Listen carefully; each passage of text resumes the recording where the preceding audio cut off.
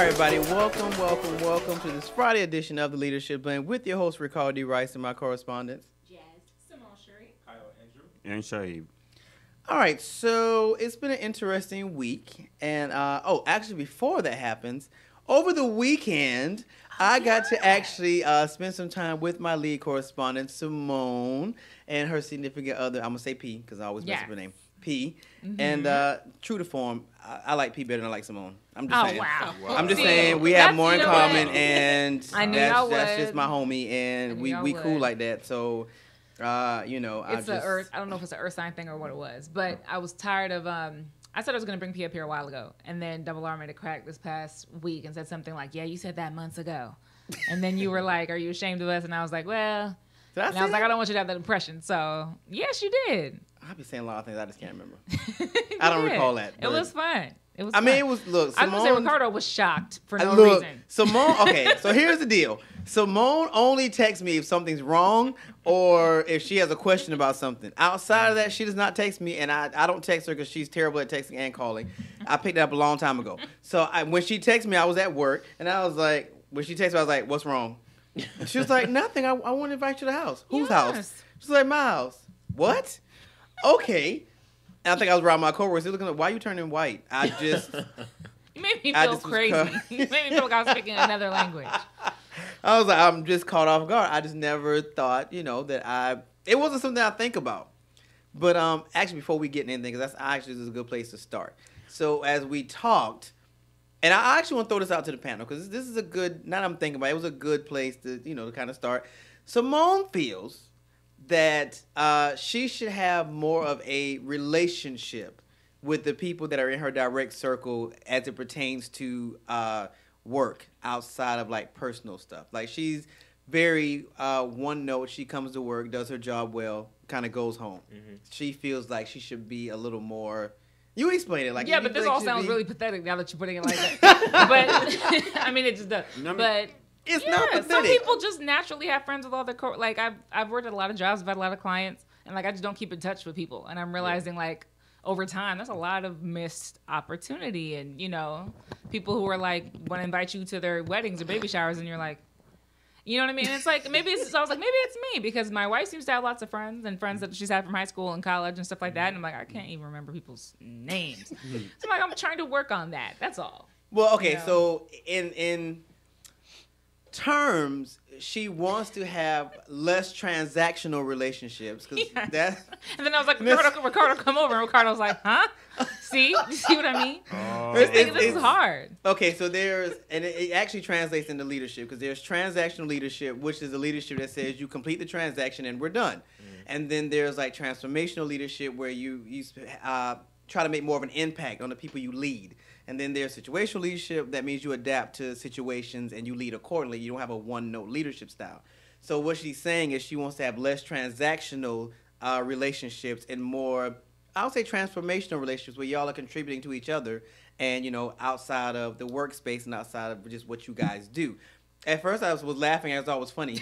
And then the more we talked, I was like, that could be a just, because it was one of her like 2019 resolutions, goals. And as I thought about it, I was like, that's actually a very good point, because I thought about with what I do, with radio and meeting people, it's to a place where if, like, for instance, with the conference that I'm doing in June, typically when you try to reach out to folks and you want them to be a speaker, they start wanting to charge. And, even if they're not grand, how much are you charging? How much are you paying? And blah, blah, blah. Because of my circle and the relationships that I've built, it's just a matter of picking up the phone and saying, hey, I need. And they're just like, okay, what we doing? Mm-hmm. When is it? Mm-hmm. So all the speakers that I got for the conference, and there were still plenty of people that want to do it, I don't have the spacing. Because of the relationships, and when I say relationship, it doesn't mean that we see each other every day. It's just when we do see each other, if we need each other, we pick up the phone, we call, and we get it cracking. Like that's. So when she said that, at first I was laughing. And then I was like, she has because I thought about her, and I'm just like, cold. I could see that. I could, just cold. I was like, I could see that. I could see that. So what are y'all thoughts? Like, do you think that work should be work and outside of work should be outside of work? Or can the two? I definitely have made friends at the various jobs that I've had, but there are those situations where you meet someone and it's like, okay, I only want to deal with you at work. depending on your character and how our personalities met. Because I have at my the job I had 2 years ago, I still have a group text with like 6 of us. Oh, really? Yeah. And then, we still just like check on each other, like, hey, how you doing? You doing all right? Or we tell each other your achievements that you've made over the years. Sometimes I don't respond. Like, I'm that friend. Like, people may text me and I don't respond, but that's just because I'm busy. It's nothing personal. But like, I don't believe in that. I do not. Look, I'm busy. I'm busy too, but I'm never too busy to. I hate when people say that. But this is garbage. I go through this at work at my part-time job when the kids, and I call them kids because they're like in their early 20s, and they're like, "Oh my God, I'm just so busy." Wait. Let me stop you. Because first of all, you're not the first person to go through undergrad, first and foremost. And number two, if I can run a radio, a TV, work, and do the other stuff that I do, I'm busy, and I still find time to send a text message that takes 2 seconds. Well, that is crap. I'm trying to get better at it, but you need to work on that. After graduation, working, and trying to figure out this adulting situation. Because you're the first one to ever go through it. So, but okay. So, do you always respond to all your text messages? Like, what about emails and all that? So yeah, when somebody texts me, it's always exciting. So I always respond. Why? That's so cute. Why is it exciting? Because I have no social life for real. So when I get a text, I'm excited. So yes, I respond to text messages. Well, clearly Kyle has a lot of social life, so he doesn't have to respond. Oh, but to answer your question, what you asked earlier, it's kind of like what Kyle said, because like my internship before this one, I still talk to the interns from that, and it's because we all want to work in media, and media is a hard industry to get into, so we still have our group messages, and I send them things that's going on. So yeah, if you don't have a nice personality, then work is work. Yeah. And somebody made a point to me the other day. They was like, why do all your friends do the same thing? I was like, because at my other show, I've interviewed people, and it's just like you make those connections, and you just like when they need you, it's like, hey, you want to come out and, host this, or you want to take pictures from me, or you want to do this video, or, be in my photo shoot. Like, but what if that person's like, okay, they've got a birthday or they've got like a baby shower or something, or I'm taking pictures at a baby shower tomorrow. I don't like baby showers, but I'm going because I'm being paid. Okay, that's not what I'm talking about. I'm congratulating you, and we're doing business at the same time. What if they just want like a happy hour, like a hey breakfast? I love drinks. Let's go. Okay, that's really what more I'm talking about, because the social stuff. Let me say, I don't think you necessarily have to do that if you don't want to. Like, I don't do that. Like, I don't go, like, my coworkers, even all the jobs I've had, they go out and they drink. I don't drink first and foremost, but it's very rare that I go out with them. But when we're in the confines of the building, it's all love. They know what it is. That's what it is. I don't think you're necessary. A lot? No. Share what?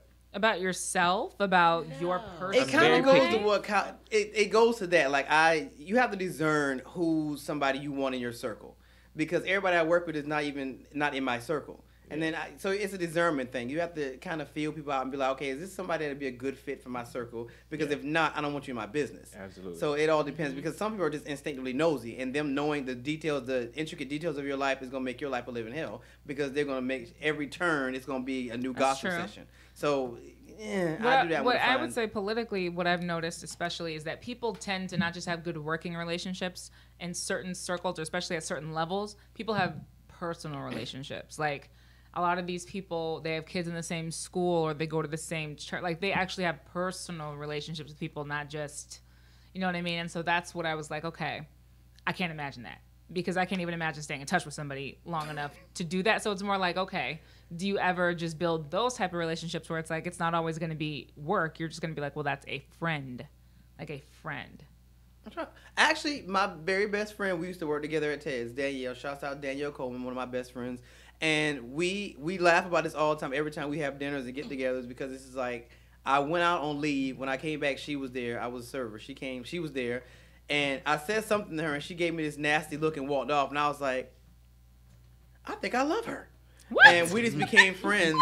And we laugh about it all the time. They literally happened like that. Like, we saw each other. I said something about, if you need any help, let me know. And she gave me, was like, I got it. I'm good. And she walks off, and it was like, the music was like, dan, dan, dan. And we just knew, like, from then. And we've been friends for like 6 years. And she's like my best friend, one of my best friends.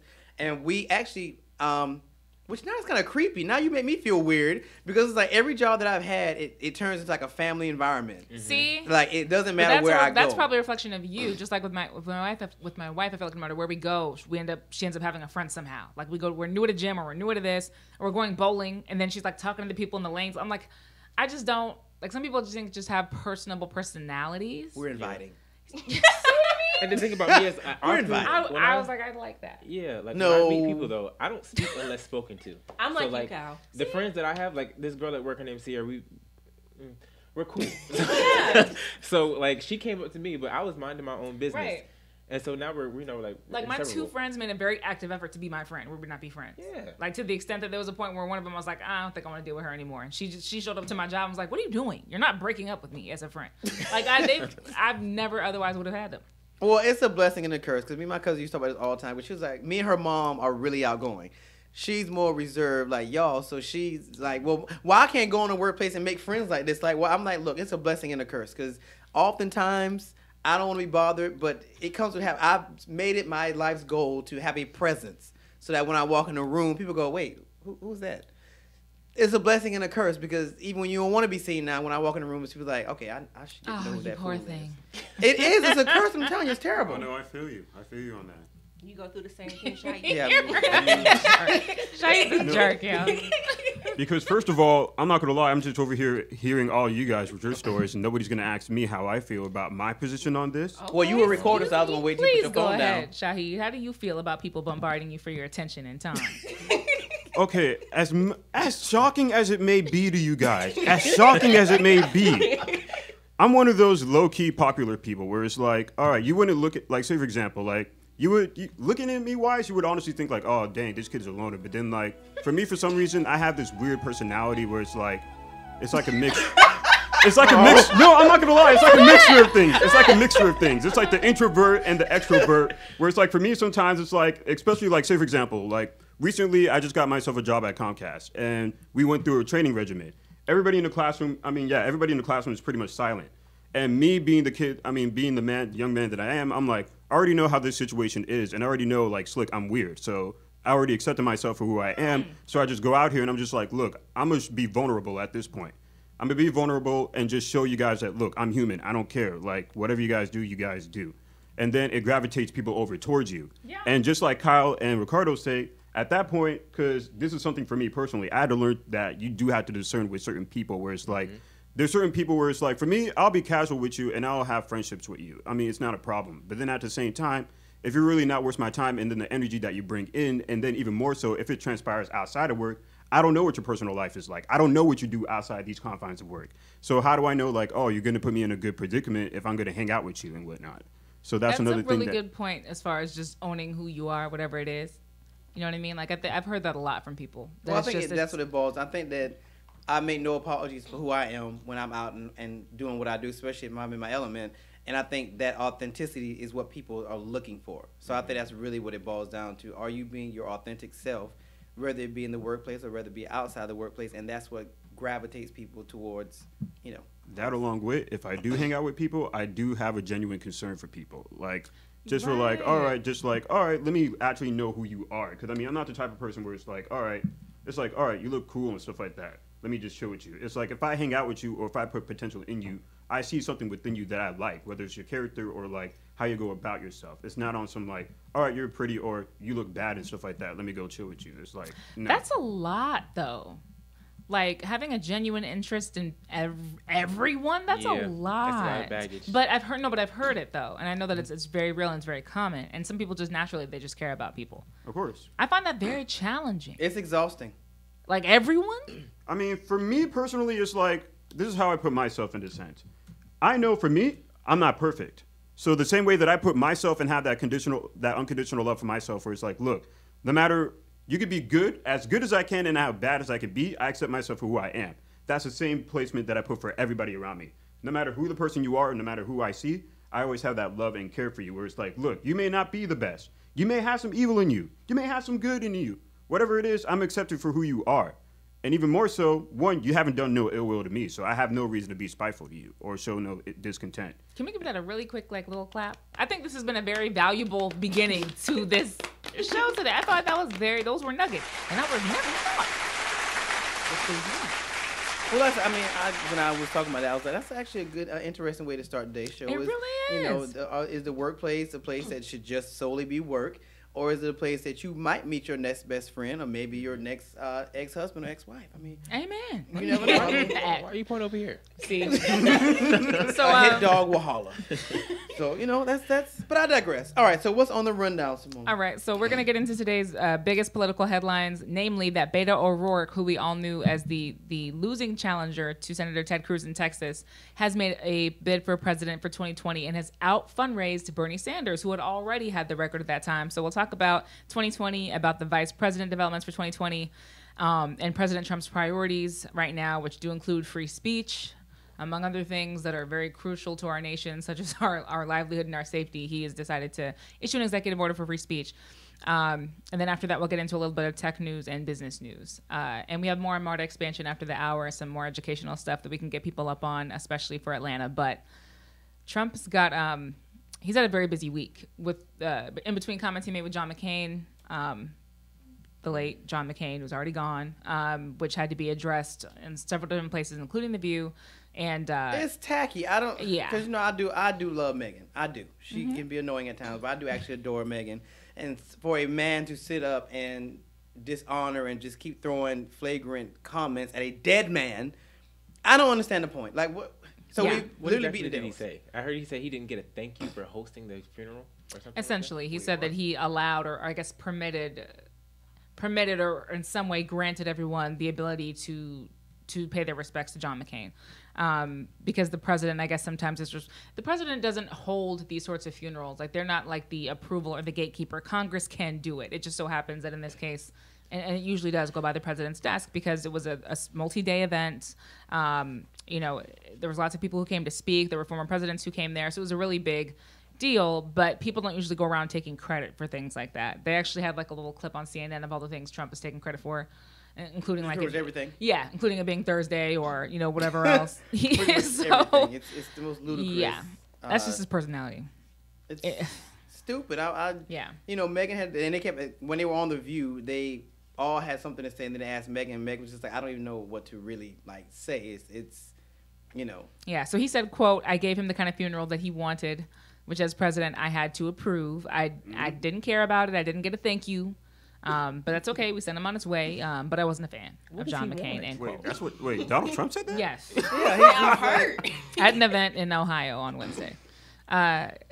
Which is just like, he got the funeral that you get when you are a prisoner of war, when you've served for as many years in public service as John McCain had, as a senator, as in lots of different roles. You get that kind of funeral. You just do. Anybody, even a traditional military funeral is far more, extravagant and well attended and important and just warrants a level of respect and time that a traditional funeral for a civilian just wouldn't take. So him saying that this was the funeral that he put together and it was this wonderful, incredible, it's like, please. Everybody gets that funeral. Calm down. Please. And it just had nothing to do with him. Wasn't he not allowed at the funeral? He didn't want to be. He was not permitted to come. And neither were Jared and Ivanka, even though they did go. They were not invited either because, and his daughter, his other daughter, I think one of the youngest ones came out. Her name's Bridget McCain, and tweeted about this and basically said, like, listen, you weren't invited because you wanted credit. You didn't want to give condolences. You were looking for credit. So that's why you weren't invited. Dear God, if I make it to 20 years old. Pretty much. Dear and God. the man is gone. And Like so, that for a hot minute. yeah. Just saying stuff just to say stuff. I know this is not going to be a popular statement, but I know in the future, like when I'm 40 at least, looking back on all this, I'm going to find this really funny when I could go through Twitter and see Donald Trump's just like tweets and just how the fact that he was president at one time. It's going to be funny to me. It ain't going to be funny if he get a second term. Well, I was going to say not going to be funny if this is the new norm. I think it will be funny if we get past this. I think it'll be. I will laugh if we get past this. After all this, I will definitely laugh. Mm-hmm. Like right now, it's just like, okay, we just got to go through it. Like, and Fox News is just silent. So anyway, but outside of that, Donald Trump has been busy. So he issued an executive order, and the reason this is funny to me is because if you've heard of Candace Owens, or if you know anything about like TPUSA, Turning Point USA, something called campus reform. There's lots of free speech movements on the conservative or right-wing side that believe college campuses have become breeding grounds for Democrats and liberals. That whether it's Stanford or Yale or Harvard, especially Ivy Leagues, but really all colleges, they just say are full of professors that are liberal, full of professors that believe in socialism and that stomp out conservative ideas and basically have banned conservative speakers from coming. So like there's been times where Ben Shapiro or even Ann Coulter back in the day would be protested out and not able to come on the campus to speech at inaugurations and stuff. I've been at a former school I went to Savannah State for about a year. Really? And Clarence Thomas was invited and he was protested away. Even though he's a sitting Supreme Court justice, because he's a Republican, he was not wanted. And it's like some things are so anyway. Donald Trump believes that this is a crisis, I guess, and has issued an executive order to ensure that there is free speech on campus. Kind of reminds me of that whole situation that happened at Howard when the girl came in there with the Make America Great hat on in their cafeteria, and the kids were like, I guess, telling like, go away. She felt targeted. That's what it kind of reminds me of. I see. And then people were basically saying, well, she should have known better, but you can't necessarily just be like, go away and all up in somebody's face like that. They can do what they want to do. She's not causing any harm, so. And I've also been in classes where we were talking about a social issue, and this guy, he basically confirmed that he was a Trump supporter, and the whole class just started ganging up on him. But I was minding my business. Let them tar and feather. Let them tar and feather. Shahid, have you ever seen any of this brutality against? I mean, in my all honesty, in America today, yeah. Especially like, say for example, like if you have a different voice, like if you're against like. For example, like if you're not like with Donald, you know what I mean. Like if you're with him and stuff like that, you're gonna get the hate and stuff like that. And even for me, to a certain extent, I do find it a little bit barbaric, only because it's like, look, not everybody's gonna have the same vision that we're all gonna have. At least for me, I want to see the other person's perspective, where it's like, I'm not gonna shun you down or be like, oh, you're dumb for believing in Donald Trump. It's like, all right, I want to see why you go for him. What made you go for this? And then even more important, like you may have some certain points where it's like, okay, I never thought of it like that, because everybody's always going on popular media sites and getting their information on there, trying to sound like, oh yeah, I'm the smartest person around. This is why I hate Donald Trump, or this is why I have my political views. And it's like, bro, you just got this from Wikipedia. You don't even know anything. I agree with Shahid. I feel like everybody goes to like the shade room, Twitter, Black Twitter, and then they just run with that narrative. And it's like, well, maybe they have pretty valid points and stuff like that, which brings me to a point. There's like this segment on YouTube called Jubilee, and they sit down people who are like completely opposite. Yeah, I know what you're talking about. And they discuss things, and they had Trump supporters versus the immigrants, and it was just a very interesting conversation. Nobody was being disrespectful towards each other; they were just putting out their points. So I feel like people should get to that area, and we can. Well, that's the scary thing, and I say this all the time. It can't be the court of public opinion cannot replace the court system. First and foremost, which we're seeing a lot of now. And number two, we can't get to a place where we can't sit down and have a conversation with somebody that has opposing views. If we're going to do that, then we're going to be going backwards. And if that's the case, and y'all know my extreme is, we'll be sitting back at slavery. We're going to start doing that. They don't want to hear people's opinions. Because they're going to feel like, oh, well, y'all don't have nothing to say, because y'all shouldn't have anything to say. Look, you'll be amazed at where you can get to when you start reversing. Yeah. I just don't think we should let those two things happen. I don't think it's fair to chastise people because they have a different view. Like, even with the Kanye situation where he started wearing the MAGA hat. Yep. So you can't cancel him because he has a different view on something than you. You might not agree with it, but you just can't talk down on him like that. Well, Kanye needs medication. That's a whole different ballgame. That's not the point. He needs medication. That's not the point. But he needs really medication. Not. So, you take everything he says with a grain of salt. But he's a musical genius. He is, and that's kind of an aside too. It was a long time ago.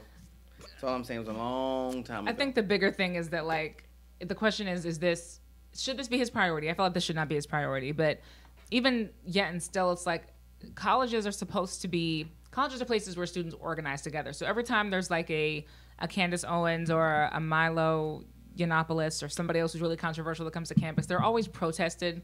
And sometimes it goes the other way too. Like I remember Senator Elizabeth Warren, she was booed at Arizona State a while back because she said like climate change or something like that. And then everybody started going boo, boo, because it's a more conservative area. And it's like, I think that's kind of what it is. Like you kind of expect students to be that way. I think protesting people away is kind of stupid, but it's also the administration caves to that. Like the students protest, they say, we don't want them here. And then the administration, it's like the administration should just kind of suck it up. Shouldn't they? Like, why should they let the students decide to run the place? Because the students are the one that pay tuition? Okay, but they can't get anybody they want. Like, Beyonce can't go to everyone's inauguration. You know what I mean? Or Beyonce, they can afford to bring Beyonce to everybody's inauguration. She'd happily go for a nice check, I'm sure. Everybody goes for a check. Everybody goes for a bag. They can't afford Beyonce. Do you think if the money was right? Do you think she would have went to Trump's? I don't think she would have done that to herself. If she do, what happened? If the money was right, would she have performed at Trump's? If they gave her isolated behind the scenes. Well, you know, and I actually read an article so everybody remembers that Chrisette Michele did the inauguration, and the poor girl just fell off the face of earth. Well, she told the story, and her career went to crap. But everybody told her don't do it. But she saw a check. And on the back end, she was like, well, I want to have unity and peace. You saw a check. And now she was like, well, yeah, it was a lot of money, blah, blah, blah. Was it worth your career? Like, she tried to commit suicide. They actually took a picture for the ad or for the article, and they took a picture of one of her concerts. There was like 3 people sitting there. And they could accommodate about 300 or 400 people. And I'm just like, was it worth it? And she's like, no, I wish I had never done it. But, you don't listen, and this is what happens. I mean, it'll wash over. Huh? It'll wash over. That's been how long? No, that was a long time ago. That's been about 3 years. Almost 5 years. So do you think colleges have responsibility to not be political, basically? Like, isn't that the college being political? If a college says, if someone was invited, right, to come and speak, or there was some group that wanted them there, usually it's like a college Republican group, and then everybody else gets to say, no, you can't have them there. Isn't that kind of infringing upon their right? Because kids can hire speakers. Like, I ran a college Republican club. I could hire speakers. I think it all depends on who they're speaking to. If they're speaking to the student body, then the student body says they don't want them. What can you do? If it's a private group where people have to actually sign up to come to, how can you tell them no? It's an exclusive event, and the people that want to be there are going to be there. But if you're saying, hey, we're bringing this individual in to speak to the student body, and the student body collectively says we don't want them, then you don't get them. So I guess in some cases that makes sense for him to do. I hate that he's doing it at this level, but that has happened sometimes. It has been that they're coming to speak to one group, or it has been that they're having one event on campus, not a mandatory event, just an event. So you can come if you want, not if you don't, and the students protest it. Well, I guess if you're using that example, if they were to say, hey, President Trump is coming here to speak to the student body. But it's an optional event.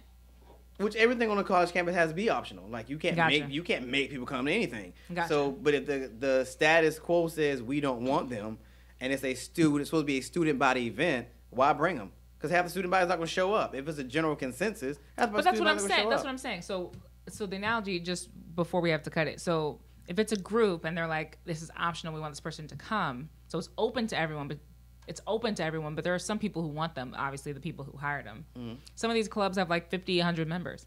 So, and there may be people from the campus who don't know or who are interested. So is it fair that they can't have that speaker come? Not really.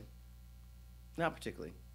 But again, it depends on the circumstance for me. Like, I get you. Speaking to the student body, speaking to individual groups, it is what it is. But then even with that, you have to be careful, because next you know you're gonna have a white supremacy group that popped up on the campus having secret meetings and bringing in a little guy. Because I think about when I went to Coastal, we had all these different rooms that you could use, and you just had to sign up to get them. Right. And they start having little private meetings and bringing in, it can turn into a real mess. It's like, this is becoming real. Yeah. Exactly. It turned into a real mess. Cause most of the time, we had so many rooms at administration, because I worked in the office of student activities and leadership. So most of the time, they weren't paying attention who was coming unless it was something serious. So like I said, they start having a little meeting and say, we're just meeting. They bringing in sliding in speakers, and it's end up being a white supremacist group. Well, see, there were times I definitely felt oppressed as a student leader. There were, not oppressed, but because you were a Republican. Silenced. Okay. Because you were a Republican. And you light-skinned. Well, here's the thing. I introduced this topic thinking it was a little frivolous. But now that I'm confronted with all this vitriol, I'm kind of thinking, you know what? Maybe there is something to this. Maybe my free speech was being infringed upon. Okay, on that note, we're going to take our first break.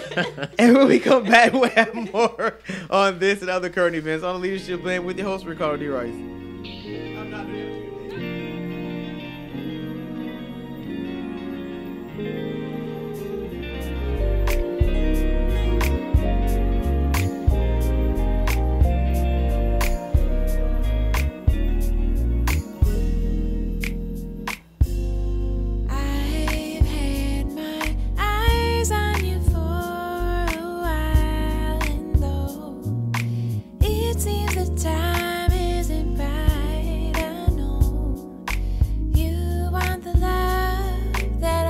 Take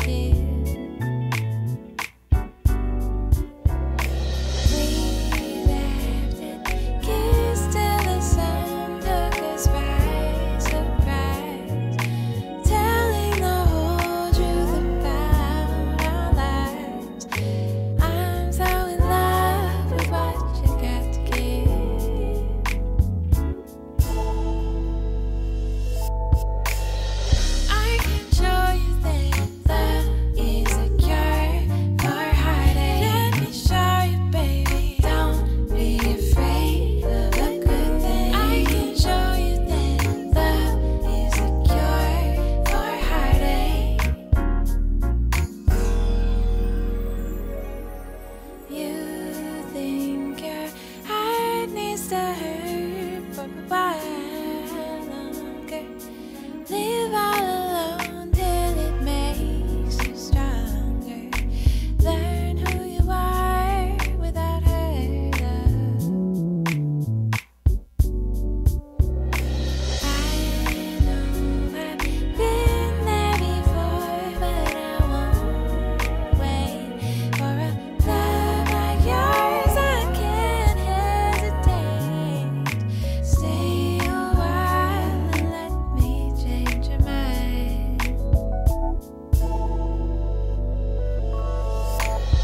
I can show you that love is a cure for heartache. Let me show you, baby. Don't be afraid of the good things. I can show you that love is a cure for heartache. Let me show you. I can show you that love is a cure for heartache. Let me show you, baby. Don't be afraid of the good things. I can show you that love is a cure for heartache. Yeah. Woo. I can show you that love is a cure for heartache. Let me show you, baby. Don't be afraid. I can show you that love is a cure for heartache.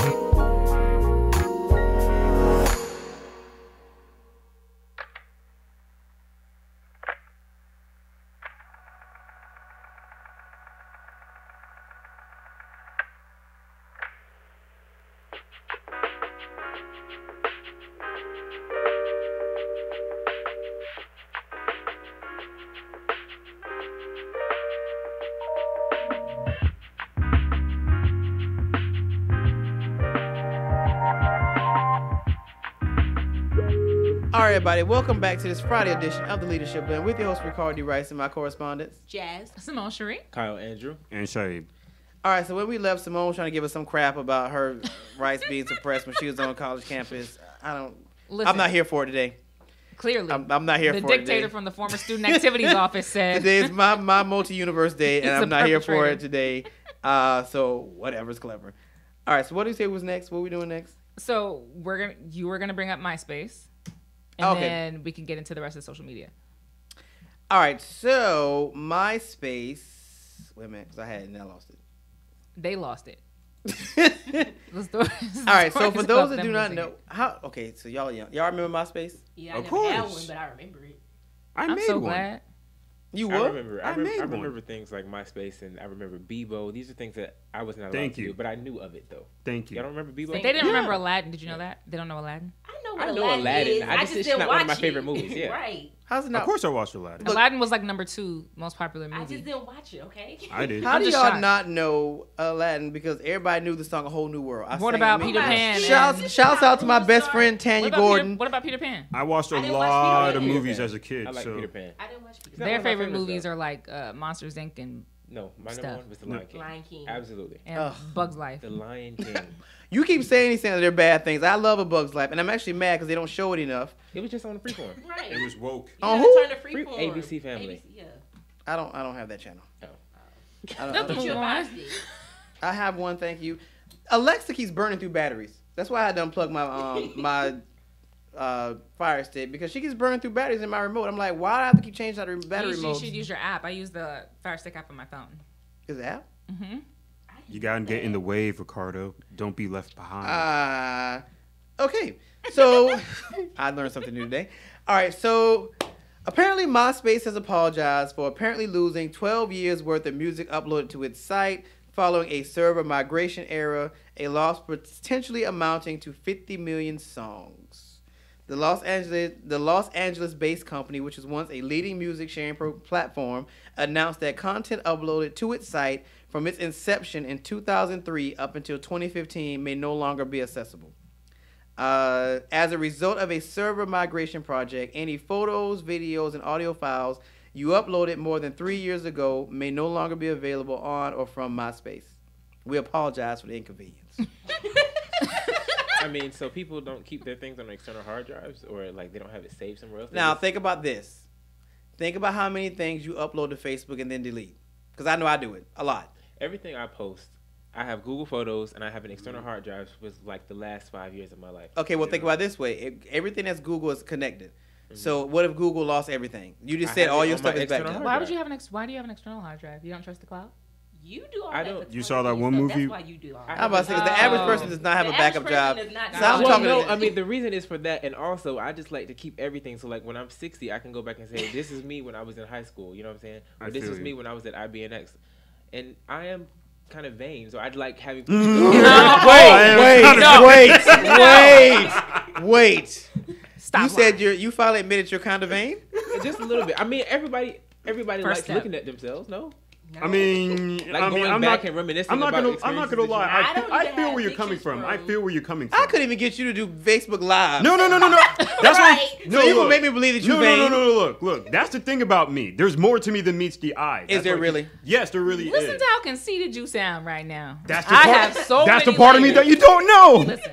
That's the part of me that you don't know. No, I'm That's not. why I can feel just for like Kyle. at any given moment for me to go back and just get an old picture and just to marvel at it. Yes. Like you never had an old picture of yourself. Like you don't like going through memory lane with yourself when you're younger, or just like no. And I'm trying to fix the justice system. I don't have time to look at myself. There, you don't like to have nostalgia moments, like let me run through memory lane and stuff like that. And okay, so here's the thing: when Google gave you, because I remember when I used to get my phones, my new upgrades from Verizon, they automatically gave you the cloud to put stuff on. When they started wanting to charge me for it, I was like, forget that. I'll just upload to Facebook, and if I really want it, I'll just go back to my post and just click it and download it to my phone. Also, so I can get here. Like I put stuff up there and delete it because Facebook, you never think Facebook's gonna go down. Well, apparently MySpace went down to the capacity. They lost all your photos, your music, and everything for the last 3 years. How does this happen? Like we have MySpace is kind of beyond outdated at this point. But if your primary thing is you're still big on music, which apparently it was, how do you lose people's music?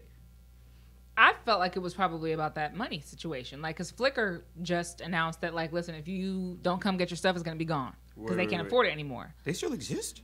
Well, clearly not. So the idea is, like, if you don't come get your stuff, it's going to be gone. Like, we're cleaning out our inventory back to 2010.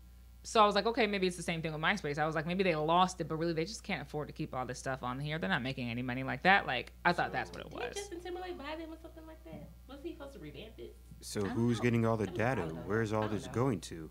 Where's all the music going to? Is it going to the dark web?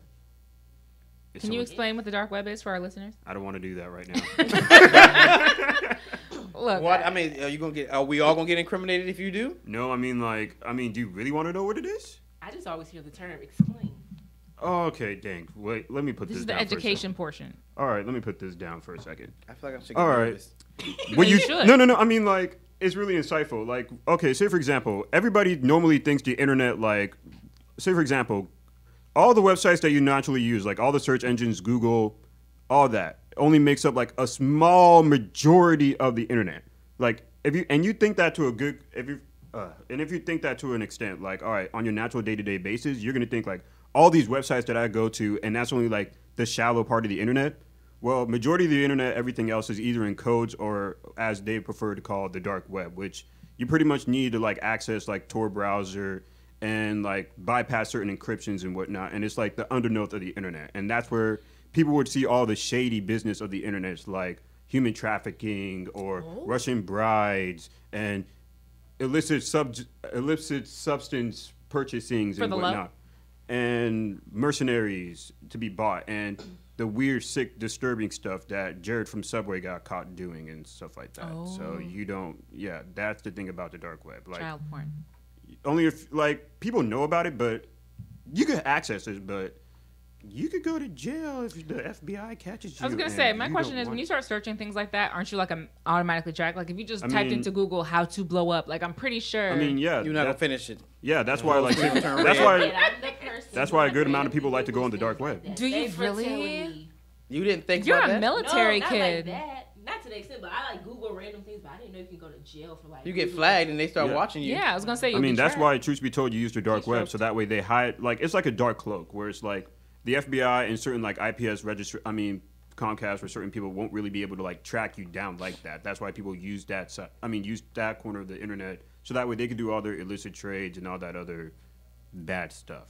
Wow. So I have a quick comment. It's kind of a segue. Speaking of the dark web, because there was a big arrest about this dating scheme going on Tinder. Which, can I just say, I'm very impressed with how long Tinder has been thriving. The second it came out, I was like, well, this can't possibly last that long. Tinder has some years in this game. I'm very impressed. Tinder in college a lot. Yeah. Tinder is the way. Cardi put it in a rap, and she was like looking like a right swipe on Tinder.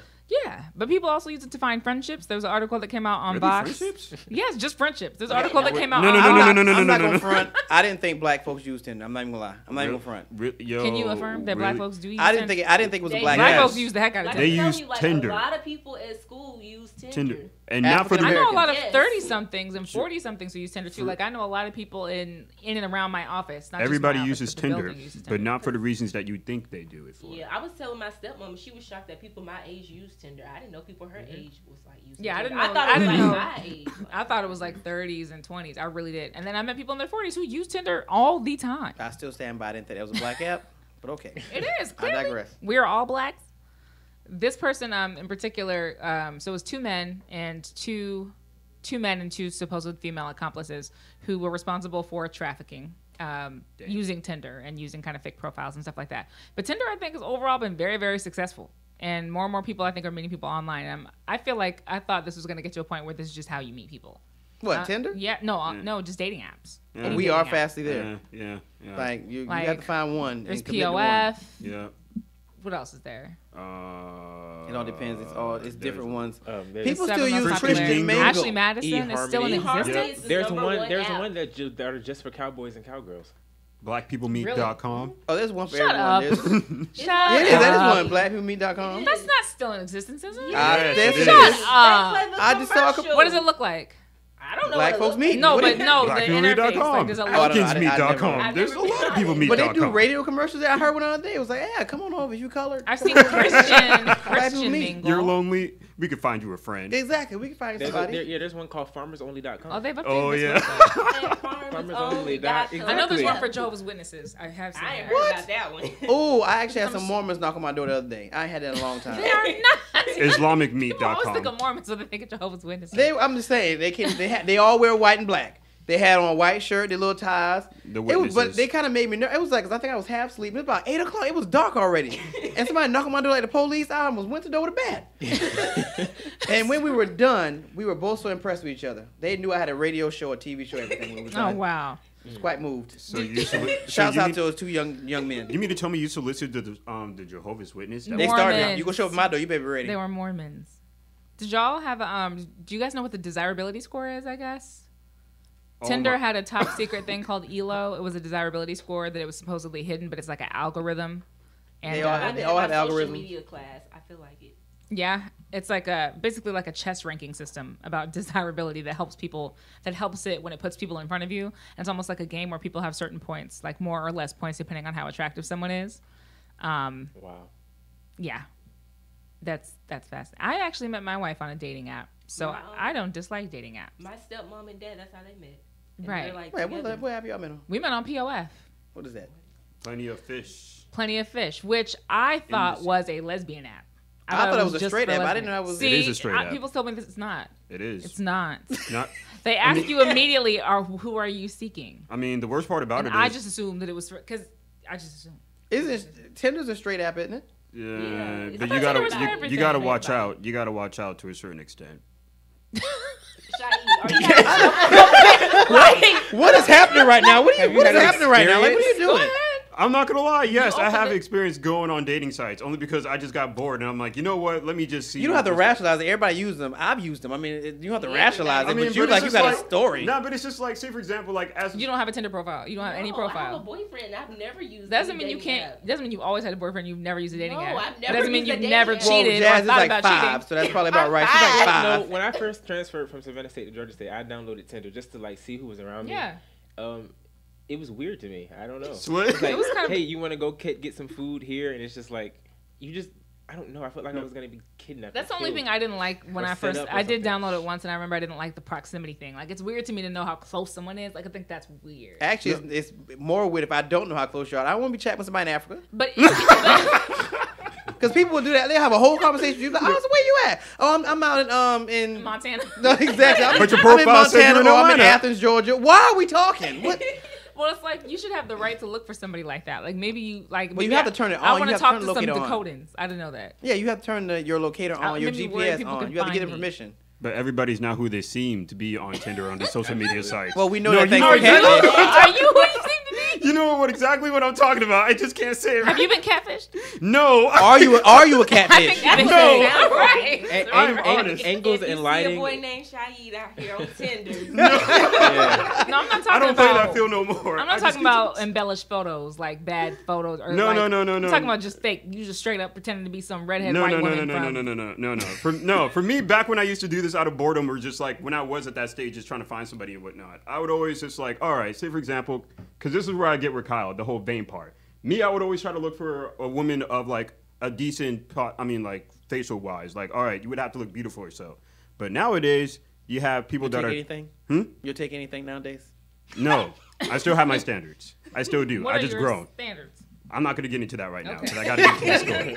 You played the pit twice today. I feel some kind of way about that. No, but I mean, like going on through there and stuff like that, and you know how it is nowadays. Everybody's on whatchamacallit, these dating sites, and everybody's like, whether it's your sexual orientation or your gender wise, you're gonna be on there. But the messed up part about it is, especially for me being a straight guy, and then you're going over trying to look at a pretty girl and stuff like that, you may get that TS on that profile pic, and you have to be cautious of it.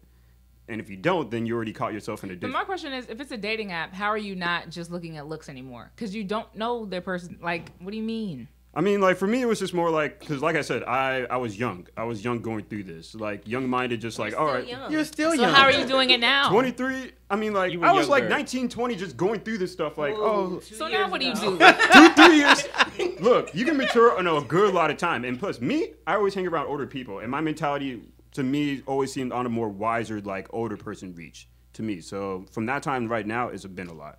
But before, I would always just go on there and just be like, all right, you seem like a cool person. All right, cool. Do you have a pretty face? Cool. Do you have, like, certain intellect and stuff like that? And mind you, I'm getting everything through So their you're bio. like looking for typos and stuff. No, I'm not looking for typos. Like, No. how do you I'm know? not, I I'm not do that. looking I'm for not- all I that. do that. Then how do you know? No, like for me, I was just looking like, all right, what does your profile say about you? Because this is the closest thing I'm gonna get to like actual communication to you until like I actually message you or you're not gonna pick up my line and whatnot.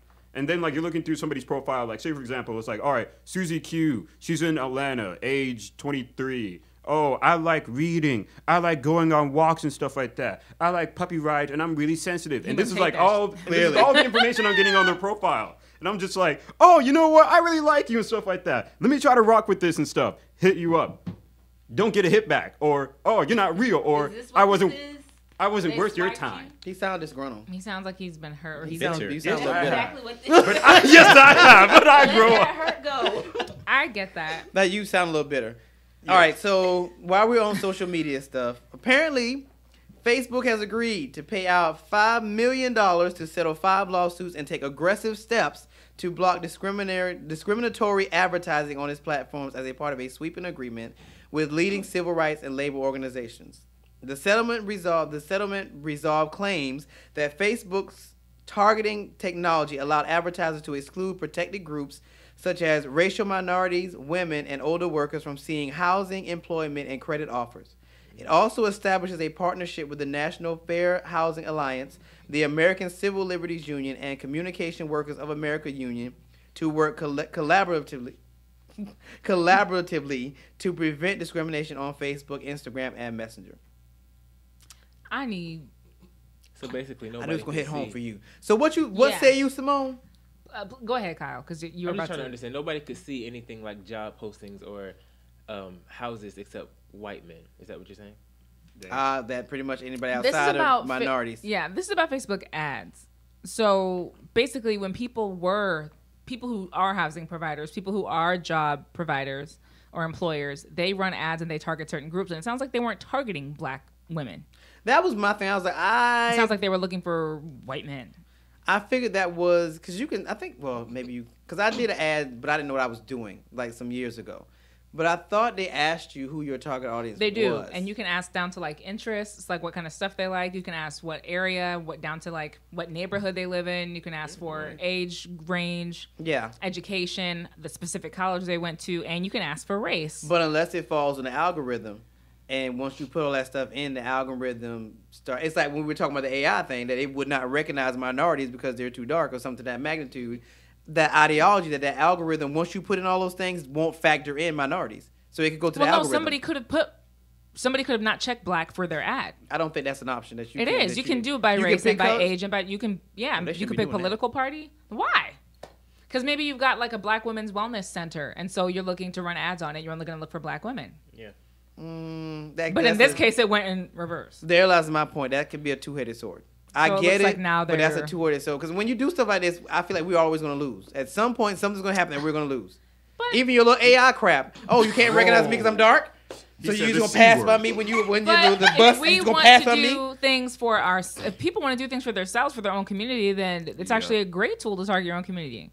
That's one of the groups that I work with, is the Center for Black Women's Wellness. So I'm not saying they wouldn't run ads for white women, but I'm sure it wouldn't be a priority. Yeah, if you don't have a lot of and men would not be a priority. Of course. So you factor out gender too. Yeah, because it's a women's wellness center.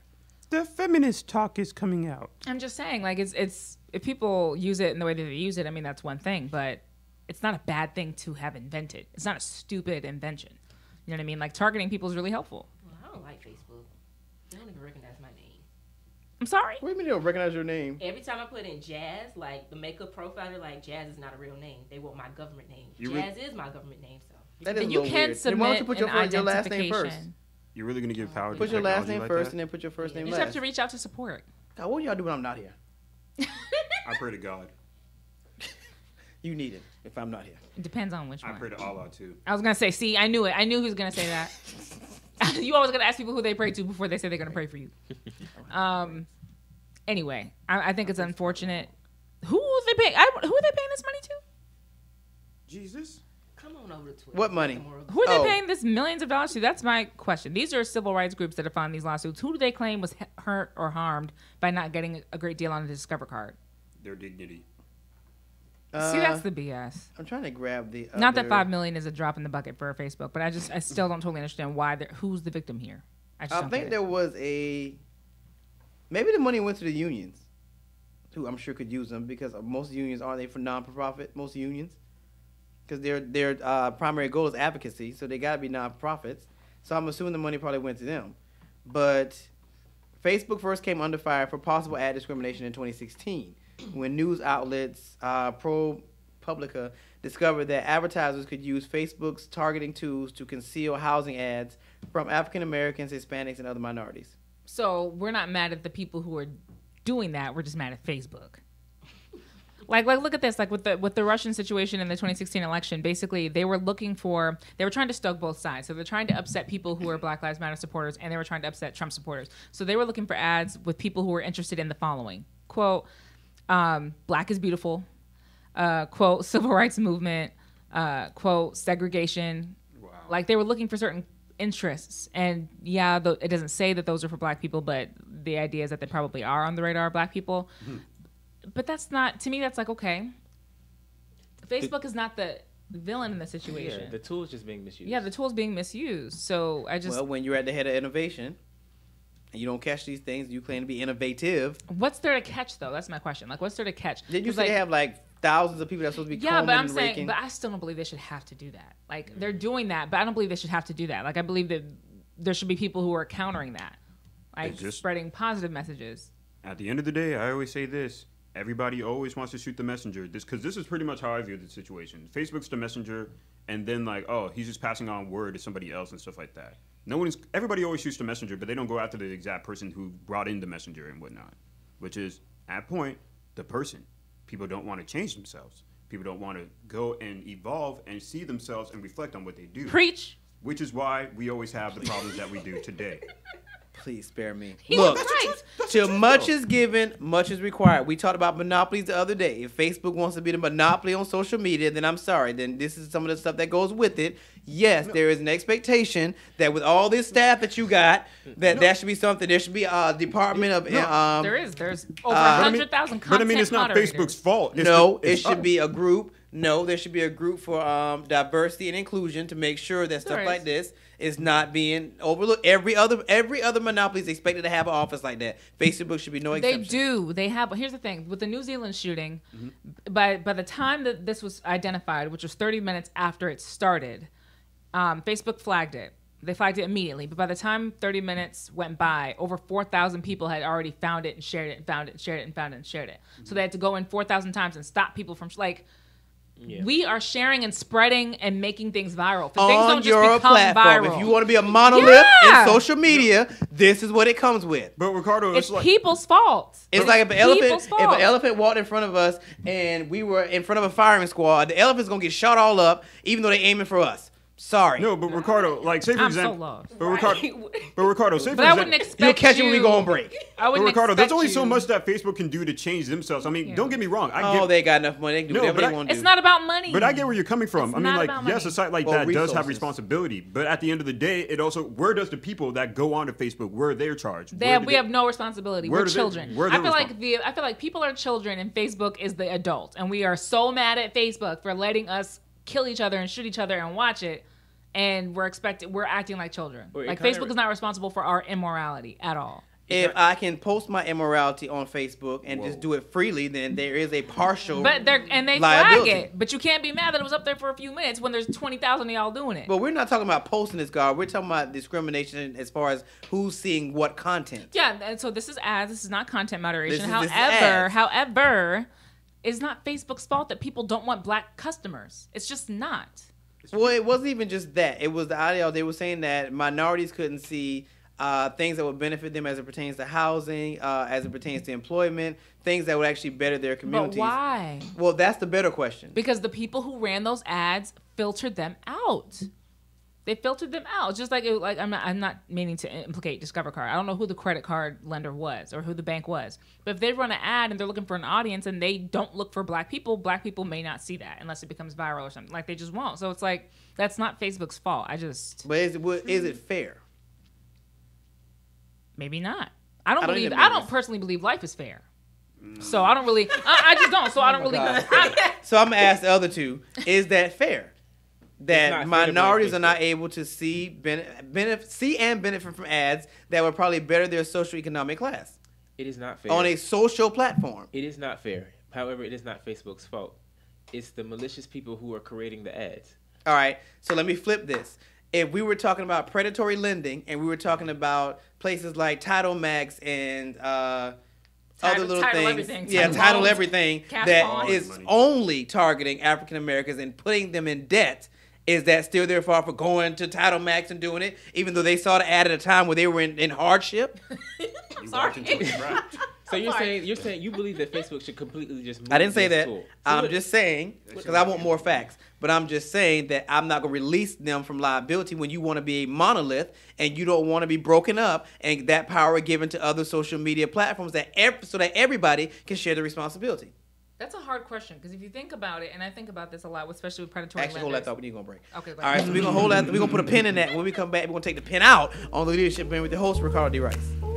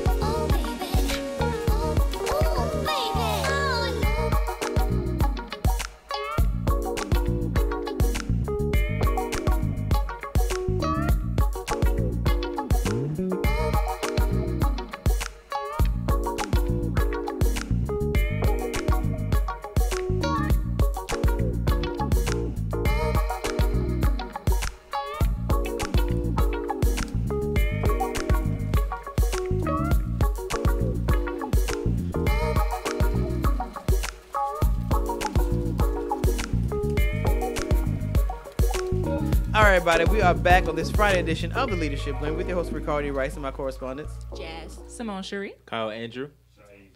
All right, so when we left, we were talking about Facebook and discriminatory ads and the lawsuit they settled for $5 million with a lot of advocacy groups. But then it spawned off the question about minority communities and the lack of banks, which opens the door for predatory lending. So when we say predatory lending, we're talking about places like Title Max. It's some other ones. Title Max is the first thing that comes to my head. But places like Title Max, where you turn in your title to get money.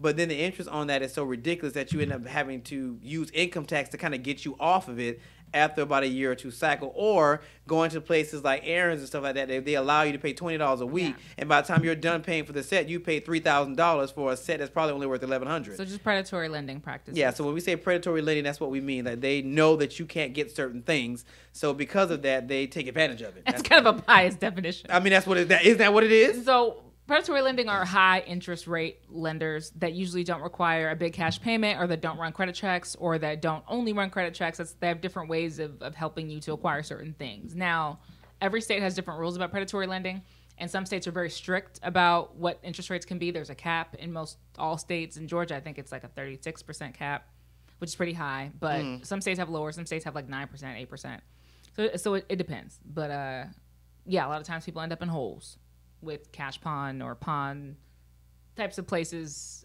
where they're tight on cash and they need some cash. Usually if somebody's able to give you a loan and you have no job or no credit or no this or no that, it's because they're getting that back in sixfold.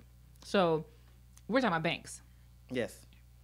And you were accusing these places of being in the hood, I think. Well, I mean, if you look at this, I tell people, living in the city, I notice the difference. I live in Cobb. So when I cross out of Cobb, I start to notice things. Like in my area, you ain't gonna find maybe one or two Bojangles.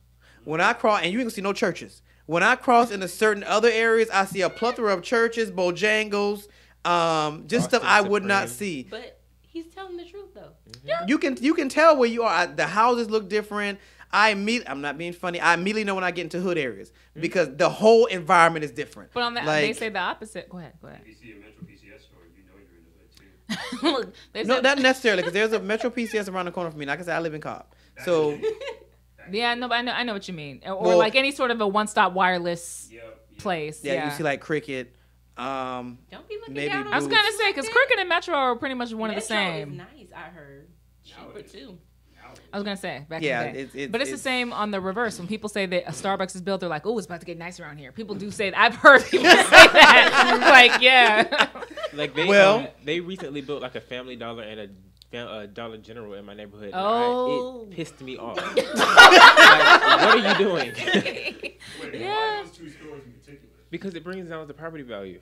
Oh, go ahead and build it. Don't stop. No, that's it. It just makes the neighborhood, because those stores are usually in poorer communities. So isn't this? It's just interesting to me that you're maybe not a homeowner, all right? But you about already know your property value is going down. Like, that trips me out. That it's like you're very aware of that. Yeah. Kids are so aware of poverty. It's crazy. Because we don't want. I mean, you don't have a choice. You hear about it and you see it so vagrant. You're just like, I don't. But it's like they don't work, but they know that this is beneath them. One of my biggest fears is being poor. Like I don't want to do it. Don't let that drive. That's another day. Don't let that drive you. Because God will give it to you. Don't let that drive I mean, but that's enough to not want to be poor. I mean, I just... You can end up that way. But I mean, it is something to think about, though. Like I said, my point was when you cross into other areas, you start seeing a plethora of things you don't normally see. When you get into lower income areas, you do see a plethora of Title Maxes and pay here, buy here dealerships. You see a lot of this stuff. Yeah. On one hand, yay, because people who normally couldn't get things can get them. On the other hand, if I have to pay 5 times the amount of it when it's not, and it depreciates in value, especially when we talk about cars and things of that magnitude. So here's where this is a rub for me. It's because people hate to see that happen, especially when it comes to places that are lenders. And they're like, there's a whole block full of all these lending agencies and stuff like that. Like there's no place for somebody to get a good deal. But banking institutions, traditional Bank of Americas, and especially credit unions, which there's lots of nice credit unions in wealthy areas, those places don't go to everywhere. They don't build and set up shop just anywhere. And I think that's very telling. It's like, I'm not so quick to say that these lenders are the demons when it's like there are decent companies that just won't set up shop there. There are Whole Foods that just won't go to the hood. They just won't go there, so that there can be. They won't set up shop there. They'll only be in these suburban areas or these affluent urban areas. Well, Whole Foods should stay there because I don't go to any Whole Foods. I'm not paying $10 for some eggs. But there is a problem with the lack of good, fresh, healthy food in poor areas. Like that is a thing. But we've had that. Well, we haven't. But I've heard that discussion before, and when I heard the discussion and the size of it, I was like, that does make sense. Fresh food and all that stuff costs more. It does. So it does $1. You can get a box of honey buns. Yeah. And little Don can eat for about a week off them honey buns versus you paying $10 for some eggs that once he scrambled 2 or 3 of them, that's it. The carton's gone. So I get it.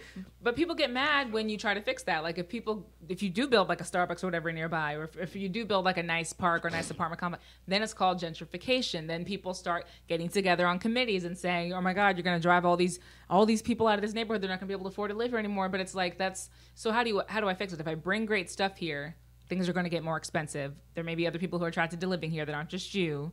And then we're evil for that. But then it's like, if we just leave you where you are, then that's no good. Like, I really don't know how you fix the situation if you don't allow these businesses that we associate. I just feel like we had dead ran into you and Double R's little mantra that. Can gentrification be a good thing? Is all. It depends on perspective. It would only be good, I guess, if like people will be able to afford to still live in the same area. Which you already know they can't. Yeah. I mean, it really is more like, say, for example, at that point, it's like, all right, to who is it actually benefiting? Like, say, for example, like in the individual spectrum, like, say, for example, all right, let's say like right over here, like, all right, let's pretend around here is the hood, and all right, Ricardo's coming over here with big money, and he's about to gentrify the place. I received that. And then it's just like, all right, cool. But then like all of us are here, and it's like, all right, cool. This benefits us because we know Ricardo and we know what he's about to do. Ricardo's not sharing. Yeah. But let's say Wait, what? Be careful. But let's say in a hypothetical situation. I'm sharing now. In a hypothetical in which he can leave us in the dust. Go ahead. But hypothetically speaking, like, all right, we know him, like we associate with him. So I mean, of course, it's gonna benefit us. But anybody outside of Ricardo's like circle, no offense, it's like they're either in the questionable range or no, it's not gonna help you at all. No offense. In that sense, because it's like. It's only like, all right, who's the gentrification is going to go for? Because, like, let's be honest, if black people could do gentrification, it would benefit. Like, we wouldn't be complaining over here. It's like, oh, small white neighborhood and stuff like that over here with bums and stuff like that is going to get replaced with black-owned businesses. Actually, nobody's going to go over here and be like, oh, this is bad. We got to do something. Everyone's going to be like, black-owned businesses. What? Yeah, bro, come over here. Like, let's all be honest. Isn't gentrification might actually be some of the answers to getting banks to come to these areas? Because if you gentrify the area, banks will come. Thank you. But at the same token, would they be open to helping? Well, I guess that's the question, because there'd have to be some kind of aid or programs that would have to be created for the people that were in those areas previously. I think. Okay, so this is a good example with the Amazon situation, which New York right now is just singing to Amazon like that, like, baby, come back, please, like, we're sorry, please, please, please, because that was 25,000 jobs that Amazon was going to pay between $15 to $25 an hour. The poll says 67% of New York City voters would really like Amazon to come back. They would like the governor to convince them not to abandon their headquarter plans. Here's the thing: Amazon wasn't just going to set up shop there. They were going to employ people there at a rate in which they could have, if not been better where they were, they could definitely have afforded to stay there. It may have even been an improvement from where they were. So I think the question is more so like, when things come, are there offers for the people who are there, or are they just bringing their own people? Like, if a bank sets up shop in a certain area, a bank is a bank, but a bank does hire tellers and it does need security. And so if it's going to hire local people, I feel like that should offset if Starbucks sets up shop in the hood and they need baristas. Or whatever, you know what I mean? It's like, if they're going to employ people, that could be a really good thing. Which can be a contractual thing, because you can get in the contract that you have to hire said number of people to work in. That's like when factories come to towns. And it's like, okay, well, if you're going to bring in jobs, you might smog up our area. We might not be able to breathe. But if everybody in this podunk town can actually have a job and actually make the money so they can live outside the city in your smog, that might be a good trade-off. Dismal example. Yeah, I'm just saying that might be a good trade-off. Which actually segues us to the next question: is it better in smaller areas to keep small businesses, or let a Walmart come in who may put the smaller businesses out of business, but these small businesses only employ 5 people? Walmart's coming in and employ the whole community. Is it a trade-off? Is that really a good trade-off? Like, because a lot of times people don't think about that aspect. It's just, well, you can put all the small businesses out of business. Yeah, but if I'm going to employ 1,000 people, nobody's shopping there anyways. Yeah, but they have sentimental value, like the local drugstore that's been there for 30 years. And the fact that those people are entrepreneurs. You know what I mean? And it's kind of those over there probably cost more than Walmart does, to be honest. Yeah, and there are people who are really, really passionate about supporting like mom and pop shops and local businesses. However, I personally would go to Walmart. We know you have no loyalty. We know. Dang. We know It's you not have no about loyalty. loyalty. I think it's about quality. It's about loyalty. It's about quality for me. Walmart does not have the best quality over That's everything. just an example that we're using. I was gonna say out of that example, and that's what's kind of tough because it's like if it depends on the businesses they're putting out. You know what I mean? Like a pack of Band-Aids may be cheaper at Walmart than a mom and pop shop. Yeah. But if I want some fresh baked or some fresh cooked food, I don't think I'm going to Walmart's deli. I think I'd rather go to a mom and pop restaurant. Yeah. So no GMOs. So I think you're right, Ricardo. I think it depends. It depends. But I do think the answer is that people need jobs and more money, not that we need to just drive out, Ew, I feel like I made a case with you today. You did. You were on the right side of this one. You know what I mean? And I think it's because... Don't say that too loud, because I don't want people to think that I actually agree with you and Double R half the time. I don't. So don't say that too loud. I don't want people to think that. Wouldn't you like a nice Starbucks near your neighborhood? I don't go to Starbucks. I don't go to Starbucks, so I'm not paying $5 for no coffee or no hot cocoa. I mean, I ain't gonna lie. I tried Starbucks when I first went to college. It was cool until my money ran out, and I realized how expensive it was. You just wait. Well, here's the beautiful thing about Starbucks, and I tell people all the time. If you ever want to do a case study on marketing, Starbucks is the best example you're ever going to get because Starbucks created a whole class of people around a cup of coffee that you fools, and yes, I said it, you fools believe that in 100-degree weather, you still need a cup of coffee. Well, yes. Because when you have a Starbucks coffee cup in your hand, it signifies class and sophistication. That is brilliant marketing. It's about aesthetic. Yes. No, it's not. It's just like iPhones. Some people have iPhones because they just think that they look nice. They look better with an iPhone. Oh, well, you see it in the it's all about the looks. That's silly. You see it in the comment section all the time. What? I'm still not changed from Apple products. Slick. Yeah, but that's nothing to do with how I look. It's just the phone is just better. But I mean, the phone is sweet. It compliments. But even for aesthetic to me is like when you buy those Starbucks. Like I don't do this when they sell their like $30 mugs just to have a Starbucks lady on it. Like no, I'm coming. I'll take the paper. I'm not gonna spend $30 on a Starbucks mug. Like that to me is kind of like silly. But it's the fact that you created a classist mindset that if you have a cup of Starbucks, that somehow you're the elite. When anybody can fork out $5 for a mocha latte. But it's the power that you're putting into it, though, too. I don't know that everybody can. I mean, I'm not going to, but I'm not about to squeeze out $5 every day for coffee. But hey, so if you ever want, that was the tidbit. If you ever want to do a good case study on marketing, if you're a marketing major, use Starbucks because I'm telling you, it's the best example ever. The way they did it and the fact that it's still standing and standing strong. Hey, it's a good case study. All right, so what's next? We have local next. We have big local. So why don't you talk about the child murder situation because I just saw that trailer and it was crazy. Oh, I didn't see the trailer. So Atlanta is looking into Actually, hold on. I got a task for Joseph today. All right, Joseph. In like 2 seconds, I need you to find like the entrance to Star Wars, like din din, and I want you to play that before Jazz go. So we will give him a couple minutes. All right, we gonna do that. I want you to feel special today. You gonna do local news, so you can get your own little intro today. Plus, it's a task for Joseph. I told him we were gonna throw some things in, which he did today. Shouts out to Joseph. Yes, he's awesome. He threw some things in today. For those that do not know, Joseph is also an intern, and he's been very good, very good. He's here on time. He's very bright and bushy. Yeah, he's an intern. I thought he was like here. No, he's an intern, and he kind of got thrown Ricardo into wants it. everyone disposable. Dang. What was the question? What was the question? What did he say? I can rewind the tape. What did you say? No, I didn't say anything. I can have Facebook tell me what was that said. Was him. Shahid, you better tell me this is gonna be your last day on air. Yo, that was literally Simone. What did you say, Simone? No, all I said. I heard your response. I didn't hear what was the question. What was the question? Or what was the comment? I had no question. What was the comment? I'm trying to remember that right now because it was just so like, whoa, like. What did he say, Simone? No, Jazz said, I don't know who's an intern. I said, well, he wants intern. He said, all interns can be disposable. And I was just like, dang, like, and I'm thinking in my mind, like, dang, like, you're making this like a power construct, like. It is. How many times have you threatened to fire me? I've never been threatened to fire. I plead the fifth because if I don't, I'll be personally incriminated on my own show, so I will not. See? I don't threaten to fire you as much as I threaten to fire Double R. I threaten to him like every 2 days. But he's one of those employees who would come back anyway. Yeah, I know. He probably on the front step when I come here, like with a thing of Starbucks, Right. to get in my good graces. Wow. It works. All right, you ready? All right, go. And now, in our next section, we are introducing local news with Jazz. All right, Jazz, what you got? Okay, so Atlanta officials announced that fresh investigation into decades-old child murder cases. So I don't know if many of you remember, but back in 1979 through 1981, there was a series of like extreme murdering going on by a man named, I'm sorry, hold on. His name is Wayne Williams. So he's currently in jail.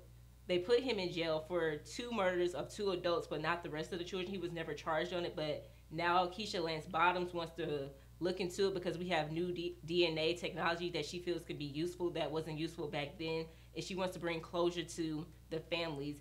And it was brought into light because Will Packer, who is also the film director for Girls Trip and Think Like a Man and Stump the Yard, is making a document series called Atlanta Monster, and so she just wants to provide closure to the people. So now I'm trying to figure out what closure are we going to get from it, I guess you can say, because he's in jail for life at that. So what more closure do you need? I guess my better question is, are we doing this because we think we can get him more counts, which I'm sure he's already in life in prison?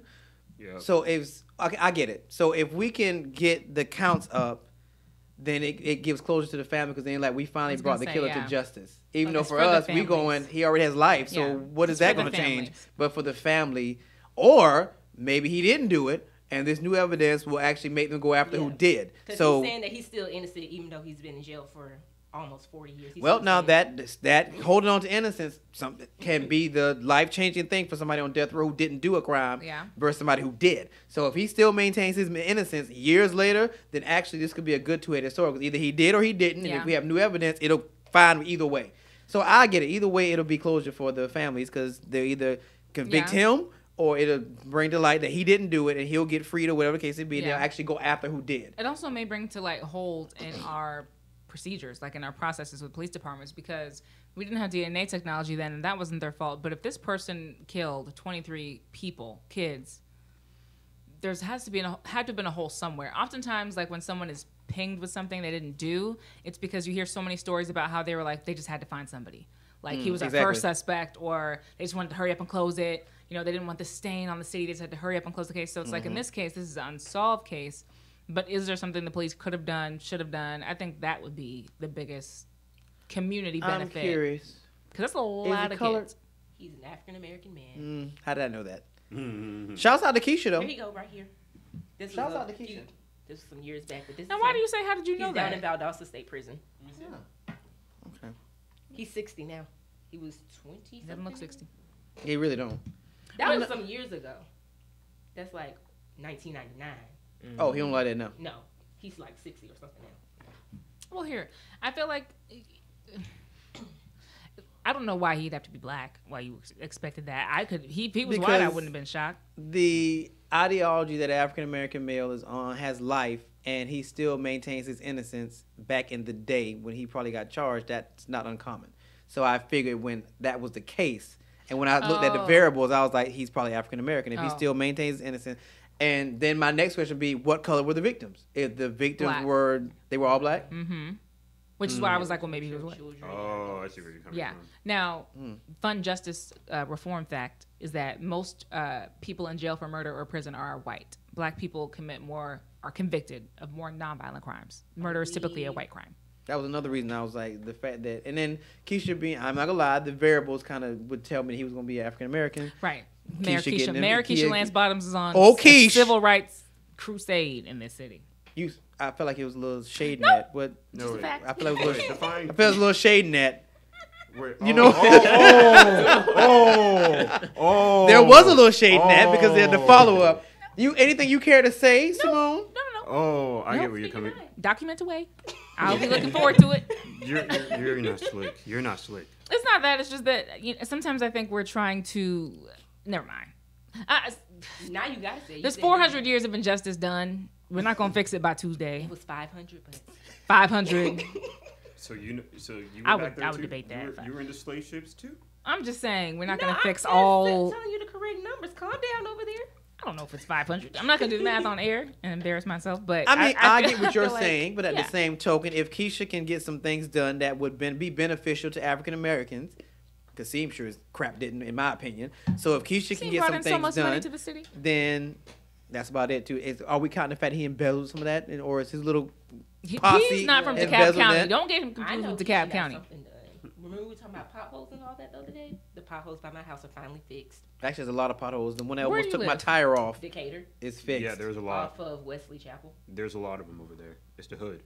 First of all, it's not the hood. It's just predominantly black neighborhood. The hood. Yeah, there are plenty of black So if neighborhoods that are not if I hood. drove through your hood, would I notice that it's? How many liquor stores do I I've never count? seen no Title Max over there where I stay. There are If I plenty of find a black liquor neighborhoods. store, if I find more than 2 liquor stores over there, it's the hood. First of That's all, another no, thing. It's Georgia. There are liquor stores on every corner in Georgia. Every- and there's a churches. liquor store. There are Every liquor country stores. There are there's a liquor stores in and a gun Buckhead. store. There's a liquor store in Buckhead. There's it a couple of classy? There's them. liquor stores everywhere and Okay, graveyards. actually, what you meant to say was if there's a package store Yes. in the hood, Yes. You know what? that's Snellville, called Snellville. that's That's called why a y'all not getting package water. store. Well, then you might that's have because a- they're the suburbs. They're not going to get Like I no. said, stay in Snellville without your I don't- public transportation. Hey, I got a whip. shade. I got a whip. All right, so who's left? Kyle, you did yours. Did you do yours? No, but y'all were talking about Marta. what the mayor's done for black people. Bernie Sanders is under scrutiny for reparations.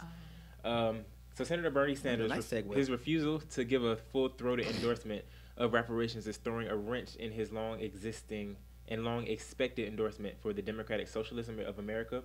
The DSA, which is a section within the organization focused on race and color, people of color, is asking the DSA National Political Committee to withhold its endorsement of Sanders' presidential campaign over the stance of his reparations. The Vermont senator has declined to back reparations for the descendants of slaves in the United States, arguing that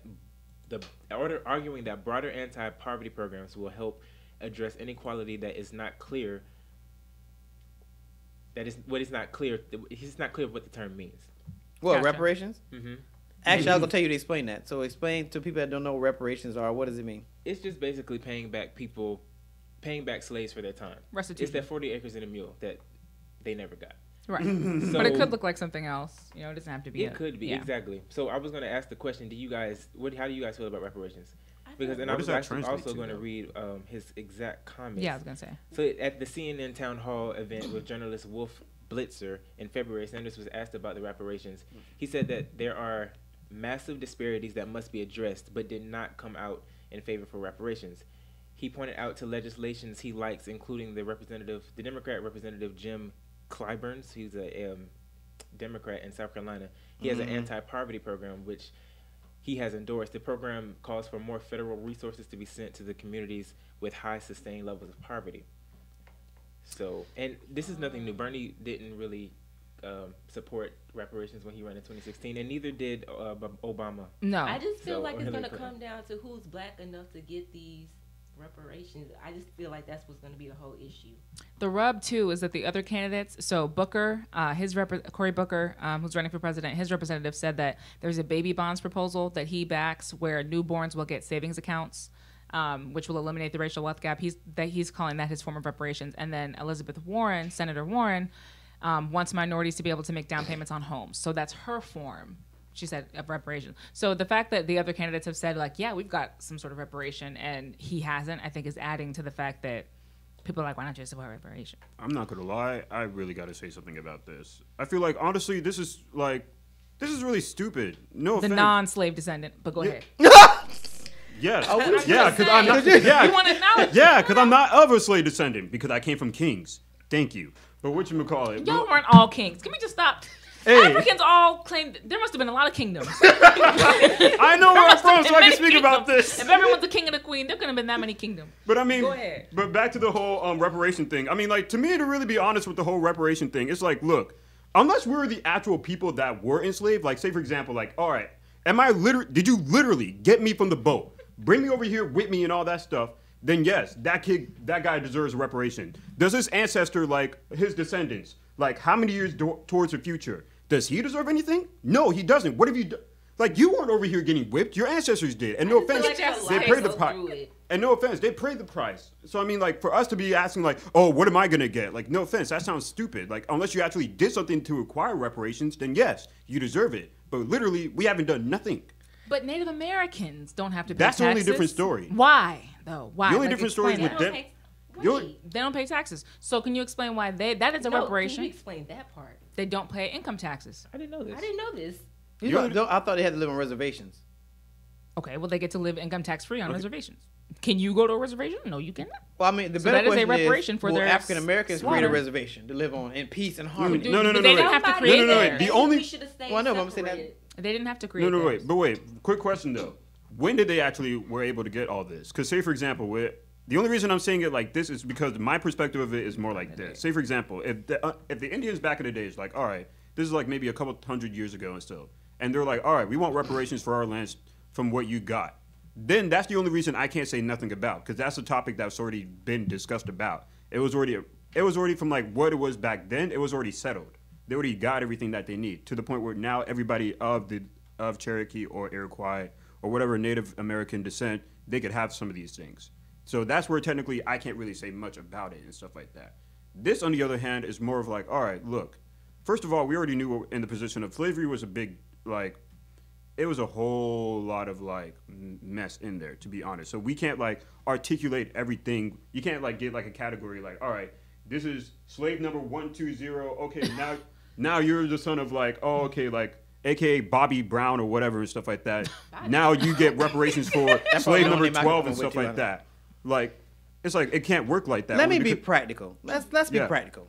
Let's say that we give African Americans the 40 acres and a mule.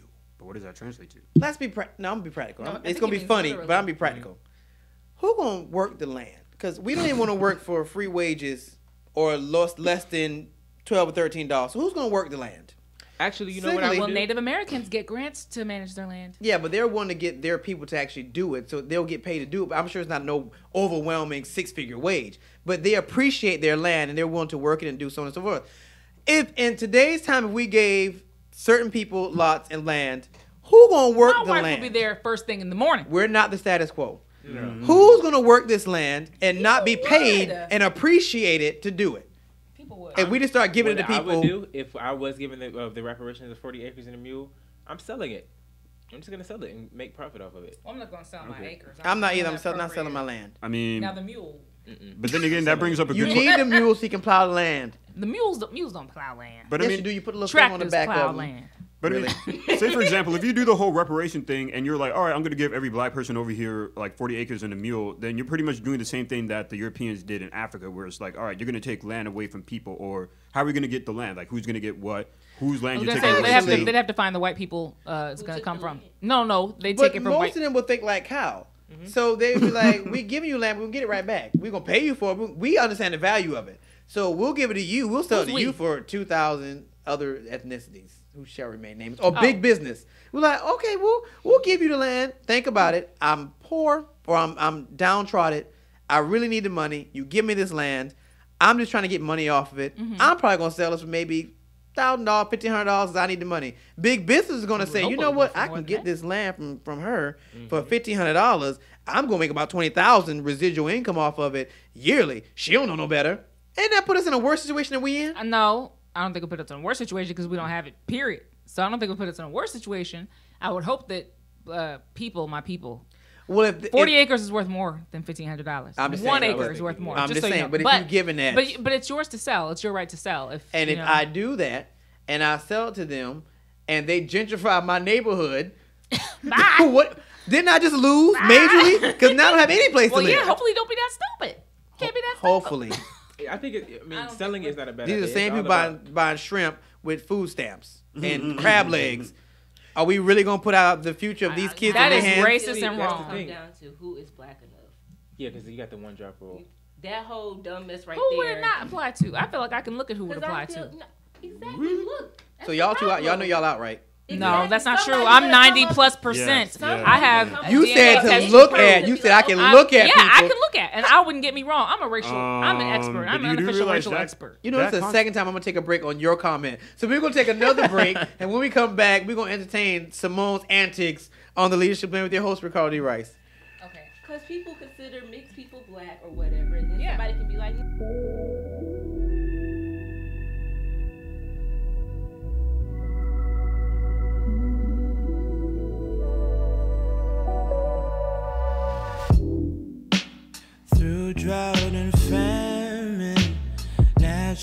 disasters.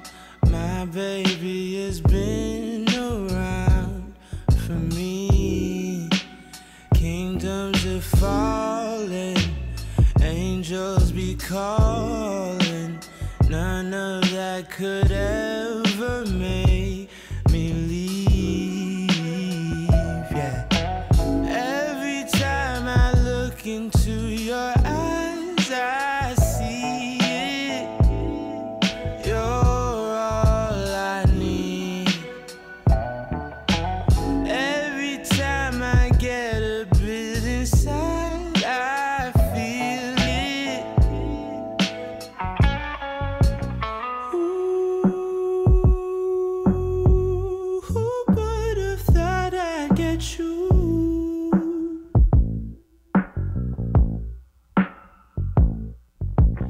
Ooh, who would have thought I'd get you?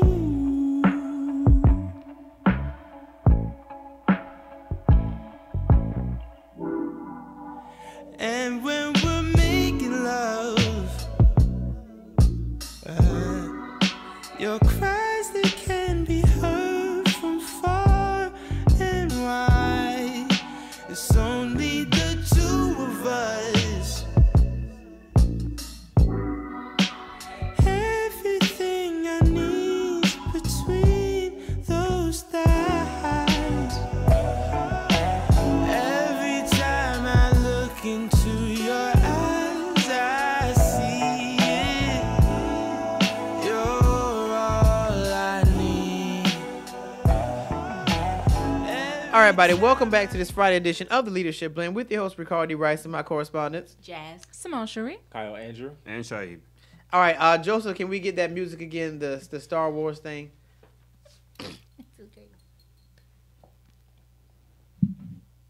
All right, so this is training for them to learn how to do their own segments. So I'm gonna start getting them some little intro music, get them a cute little intro to kind of hype them up, and we're gonna get ready for them to do their thing. So next up, music, please.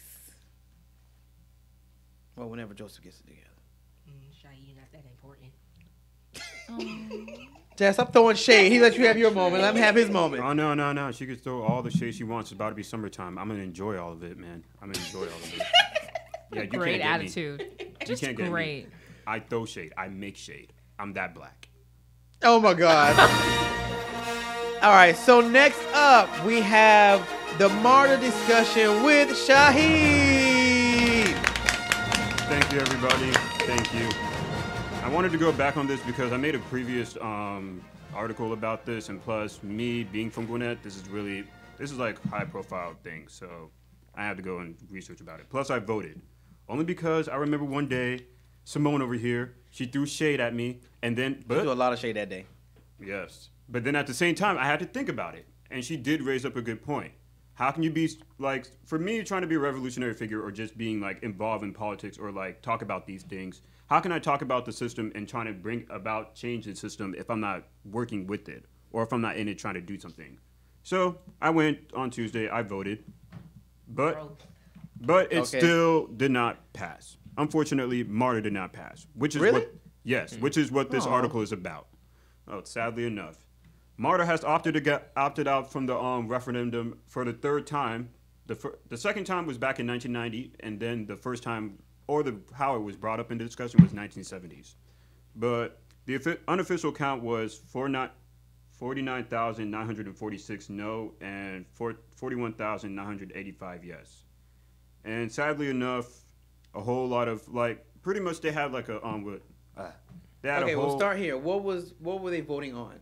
They were voting on, like, whether or not, like, the expansion of MARTA to come towards Gwinnett County. Like, all right, should we add more rail lines? Should we add more bus systems to help facilitate transportation throughout Gwinnett? Do you mind saying those numbers one more time? 'Cause I'm trying to figure out how close it was, like what the percentage It was. didn't sound like it was a big disparity. Right.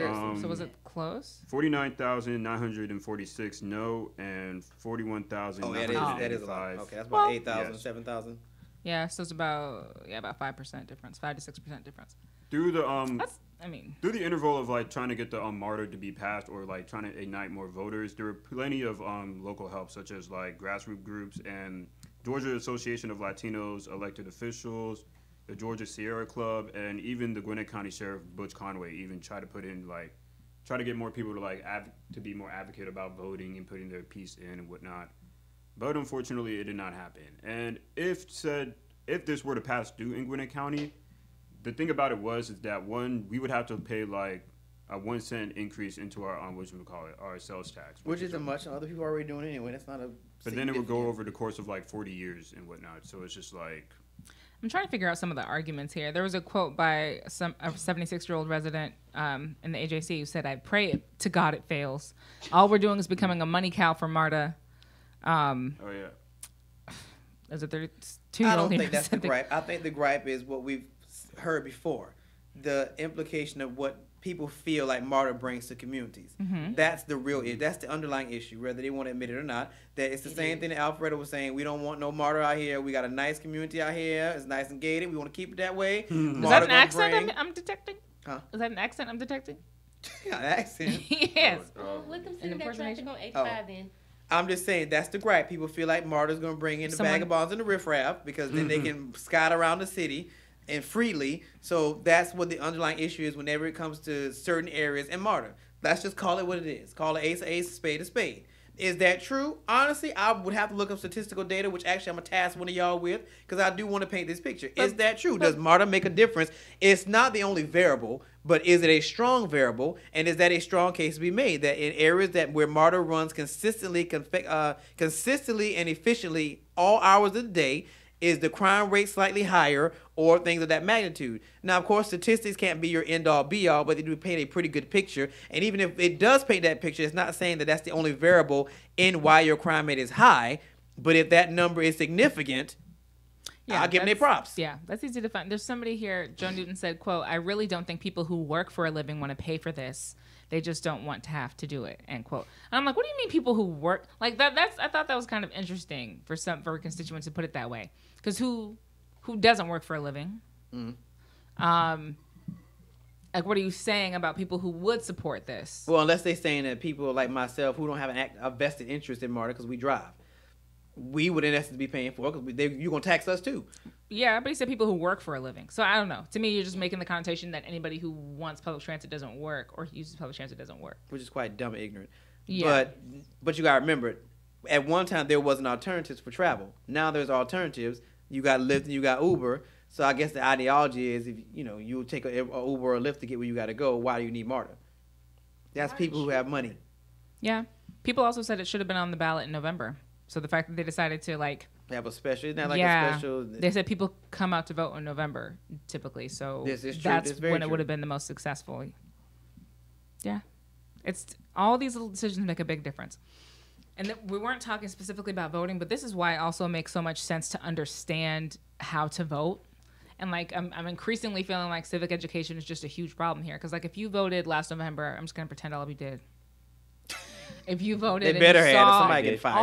all of the amendments or the ballot measures that were on that that you have to vote on, some of that language is very, very, very tricky or very nuanced, and it's written that way on purpose. Nothing is accidental, whether it's in the law books or in a voting booth. Everything is on purpose. And so if you don't understand what you're voting on, it is very easy to be on the wrong side of what you're looking for. Like, if they did something like this, even in November, who knows, when something's called a referendum for increased tax, like little words people don't like. People don't like the word mandate. When they hear something's mandated, they don't like it. People tend to feel very helpless about the word victim. So if you put the word victim in a bill, people usually are supportive of it because they're imagining a victim. But the wording is all very tricky. And so the fact that this was like 7%, 6% off, I wonder if it was confusing to people. Yeah. I mean, maybe it wasn't. Maybe people knew exactly what they were doing. But there was definitely at least two measures that I looked at that I was like, they're sneaky. MFs. And the way that they put this in here, that people would be confused. Remember in California for Prop 8, people didn't know it was like the gay marriage, and it was turned down because people were confused. It was, you had to vote no to allow gay marriage, but people supported gay marriage, and so they voted yes, thinking that yes was like affirmative. But the way the bill was worded, they were actually voting no, and then they had to wait like another 2 years. It's all a game. It makes a difference the way things, people have to so literacy. Yeah, because voter literacy. Now that you mentioned that, when I went in to vote that day on Tuesday at the church, I was looking at the ballot and just looking at like, all right, so this is how I go about voting, because I think this really was my first time voting in general. Mm-hmm. And then just looking at it, and I'm looking at like how they worded it, and then like last night looking at the article for the AJC to like for this report and whatnot, it pretty much was stated the same way, and I'm just like, yeah, why was it worded out like this? Because it was just like, not to say like, oh my god, like it was so confused, like my brain couldn't understand it. It was like I could understand it after like looking at it like for like maybe like 5 more seconds, but then it's just like, why is it worded out like this? Like, sometimes it's really confusing, especially like on an election day when you're voting for candidates. Like people turned out in November to vote for Stacey or Kemp for the most part. So it's like when you get to the ballot measures and there's 20 of them, and it's I know, like, and they're sliding out stuff. You like, right. I didn't hear anything right. about And you're like, this. I'm trying to get out of here. There's people coughing. I've been here all day. Like people get impatient. They're just like, you know what? That says environment. Good, I like it. Oh, that says babies. Good, I like them. Oh, that says cops. No, I don't like them. People just kind of just start boom, boom, boom, boom, boom. So we got to find some type of way to get some voter literacy and civic education out there. You should tax on some gift certificates. People will show up for that.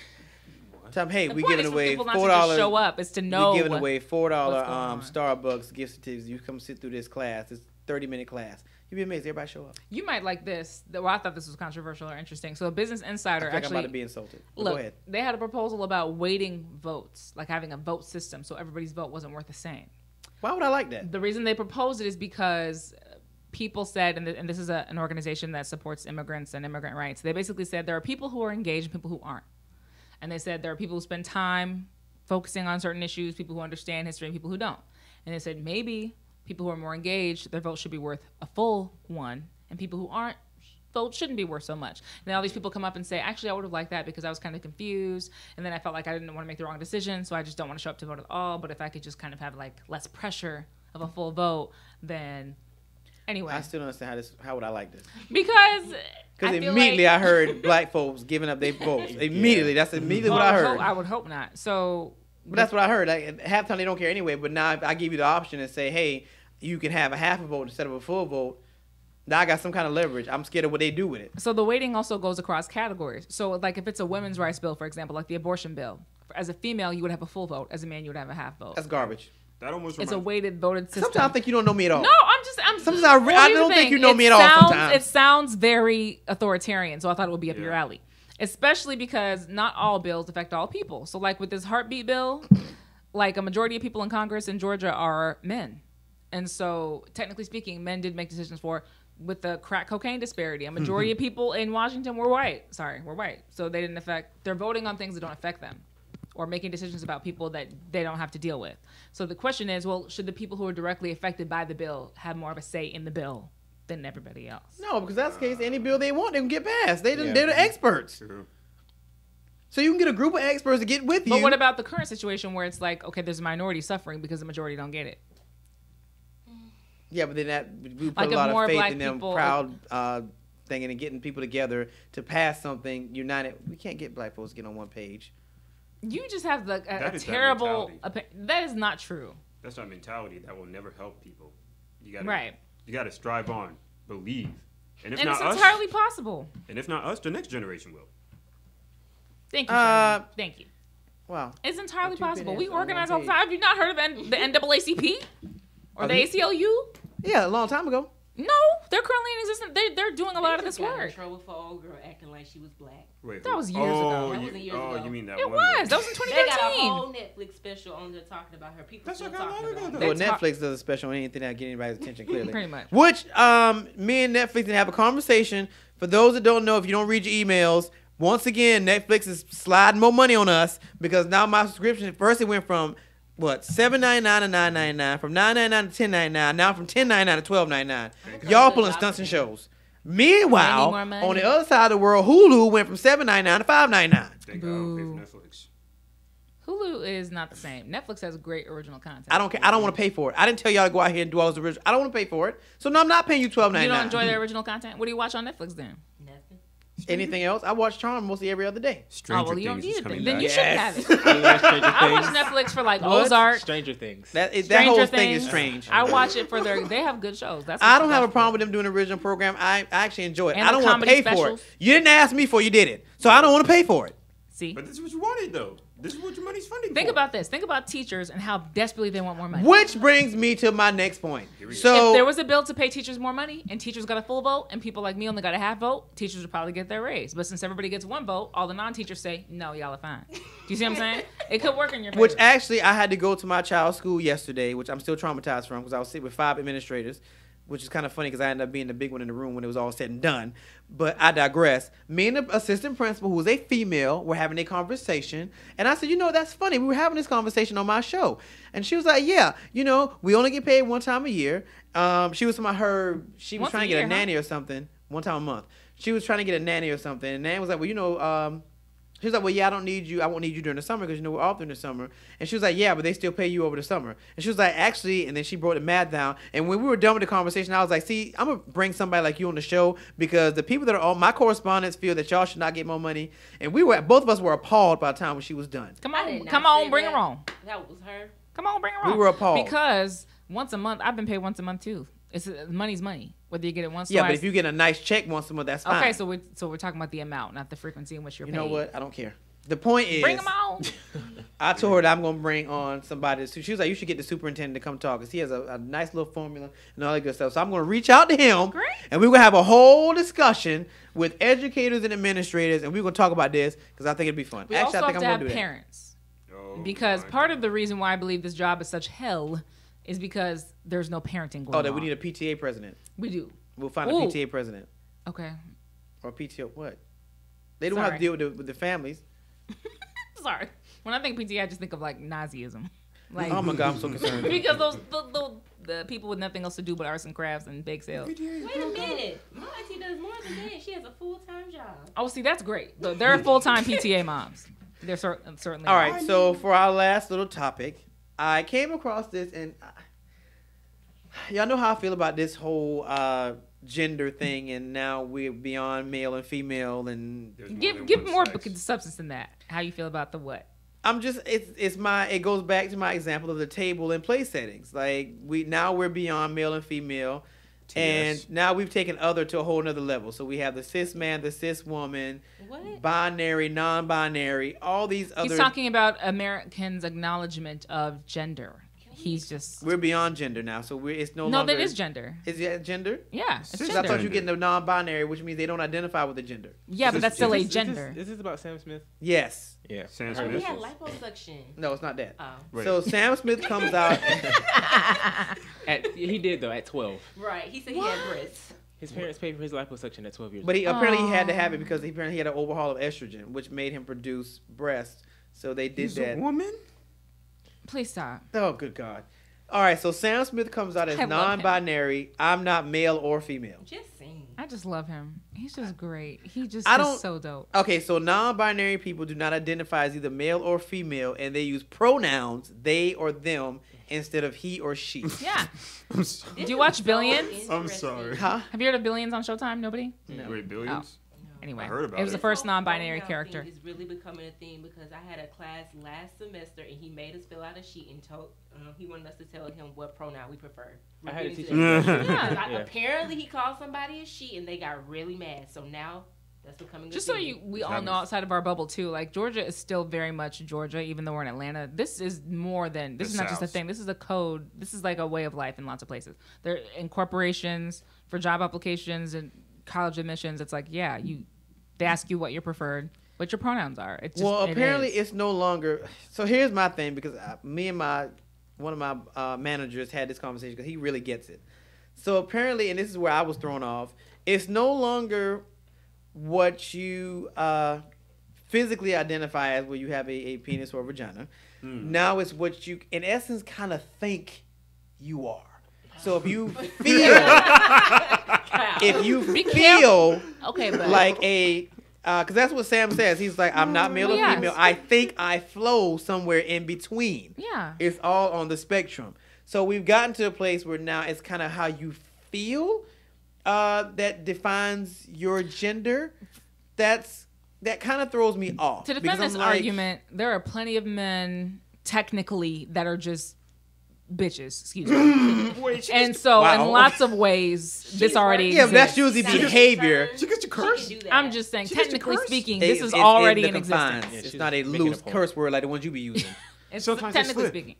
Yeah, but that's you're talking about based off behavior. Yeah, this is the way they feel, act, talk. A lot of these men are. So I'm just saying. That's a derogatory statement that you use. The ideology that. Because the reality is, and it's the yin and the yang, that masculinity flows through femininity at times, and it kind of flows that a man should have the lamb and the lion, that you can't always be aggressive. Sometimes you have to tap into another nature that makes you more passive, more tranquil. The ideology that my gender is based off how I feel. Well, yeah. It is, though. Cannot. Because you can call yourself whatever you want. I don't know. Here's my thing. Like, I want to respect everybody and their wishes. So usually when I do come into contact with somebody like that, I just call them what they want to be called. However, it's very confusing to us, though. Because we don't want to step on their toes, and you say the wrong thing, then they go off. And what if they don't go off? What if they're just like, oh, no, it's they? They? After a certain point, usually they have very big personalities. And so... See, that sounds like a bias, though. So you're saying if it's not a matter of you being yelled at, then it's not a big deal. But you're saying you've been yelled at. I'm just saying, if you look like a man, you can't get upset for someone for saying yes sir or how can I, you know what I'm saying? Mm-hmm. Because I have people that come in Macy's, and there's this guy. He comes dressed as a man. Sometimes he comes dressed as a woman. And I had a coworker. He said, "Hello, ma'am. How can I help you?" And she just.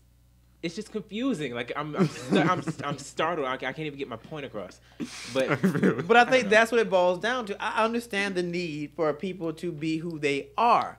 But if we're gonna start basing who you are on how you feel today, everybody gonna be switching genders. Sometimes you may feel like a woman. Yeah. Other days you may feel like a dude. And so you're gonna have to refer to them how they would like to be referred to. So now we call a singular person they. They. So then it is not appropriate. So no, you can't say UFO. it's either they or them. Gonna boil down to. Well, here's the problem with that, because one thing flows into another. So if we're saying that a singular person is now being called them or they, that changes the English language. But okay, changes the English. That changes the English language. English, but it doesn't so that change means you got to change languages. the curriculum. You got to change the curriculum in schools. You got to change the curriculum in school. So now a singular person is already so far behind. This is the least of their work. Now a singular person can be referred to with a plural pronoun. Yep. We really doing this? Yeah. Might as well call him creature at this point. That's where we're gonna be headed at. So now person is person. No, because we still saying it's plural. So now one person is they. No. Your grammatical issue with this is funny. Like all the issues with this, you're upset about the grammar. Interesting. In Spanish, that's just what it is anyway. Everybody's you're they. So no, it's not. Yes, it in is. Spanish, ustedes. They do no. See, usted and ustedes is they or them. Yeah, but they still have singular pronouns in Spanish. But it's always gender based. So that's what I'm saying. So I'm saying that is their only non-gender word. It is. So now we got to change Spanish language because they still actually their words are male or female. It has an O or A. No. They would just say ustedes. They would say they or them. Again. What I'm saying is, it's a small tweak. So the question is really like, what's the real problem? That is confusing. Why? If I'm like, oh no, I'm there. You're just like, okay, there. Why? That easy. Doesn't matter why. Why your hat? Why your sweater? I why your relationship? Most people don't have a problem with it. Like I said, I don't mind calling somebody by the pronoun that they request to be called by. However, I have to process in my mind what you feel like being called today. And that's literally where we're headed at. If I feel like a woman today, I mean, RuPaul does it all the time, and I do like Drag Race. So, he does the workroom in male clothes, and then with Runway, he does his lady thing. Mm-hmm. Okay, well, that's a whole nother world. But we're talking on a day-to-day basis that I will now have to call somebody they. Yeah. You act like this is going to hurt you. It's weird. Like, how do I explain it to my kids? Like, well, you don't call them he or she. You say they. Man, that's PC and culture, then they go, man. well... 5 years. It won't be weird. But that's a they. It's a crowd of people over here. That's a they. Like... I mean, homosexuality used to be weird to people. Interracial relationships used to be weird to people. It's yeah, all weird initially. They didn't change and the genders. And then you get over it. No. They didn't change the genders. But they were like, oh my God, what's going to happen to the kids? They're all going to be mentally retarded because they're going to be mixed. I mean, literally, that's what they thought. No, I feel like... So people get over things like that. Yeah, but it's a whole overhaul on the way we look at male versus female. Like True. now you're saying it's no longer male versus Back female. in the day, it was black or white, and mixed kids. They were like, I don't get it. I don't get what's that called. Yeah, People were tripping about you it. So talking about, they got like- over it. No, it wasn't That's even that. It's different, just the though. fact No, of like it's not. back in the days, people were like we knew this existed, but it's just the fact of like people didn't want to go at it. It's like the taboo in the room where it's like it's the elephant in the room. Like you come in here, it's like, yo, bro, what's with the elephant? And it's like, nah, bro, let's not pay attention to the elephant, bro. Enjoy this furniture and nice stuff, bro. It's just that after a while, people just like, look, everything's gonna come to light. So whether you like it or not, you're gonna have to deal with this. It's the same thing with people now. It's like nowadays, people are so intertwined with, like you guys said, the feminine and masculine within themselves is that they may feel with one more than do the other. And it's just a fact of like, we as naturally, like a male is gonna have his feminine and female attributes. Women, same thing. It's just a fact of which one is gonna prioritize over you outside of your like the private parts and whatnot. Right. And just like you said, it is going to be confusing. I think the thing is like freedom is a tough thing, and people always want freedom, but they hate other people's freedom. Yeah. And it's like, unfortunately, that's just what it is. Like, I don't have a it's problem with just- your freedom. When your freedom infringes upon what I have to do on a day-to-day basis, Okay, then so now I got that's questions. That is what white people said because they were really comfortable saying nigger. They were really comfortable with that, and they got really annoyed when they had to start saying black or African American. They said the same thing. Well, Can so I did just call black you? folks. Can I Black just folks call did you too. that? Some people like to be called African American. Okay, so basically, in their minds, y'all can't be police, so I'm gonna just call you whatever I want. That is the white male argument. Watch Fox News for 5 minutes. Dang. So I'm saying it's always painful for other people, but to give someone else their liberty. All right, wrap up. Y'all got like a second. A second. Because it's 2 o'clock. You have a second. God is good, and you could have whatever you want in this world, as you could go after it. Oh, good Positivity. Kyle. I don't know. I don't have much to say. I do start classes on Monday, so that's exciting. Congrats, Kai. Thank you. Yay. Everybody be good to everybody else.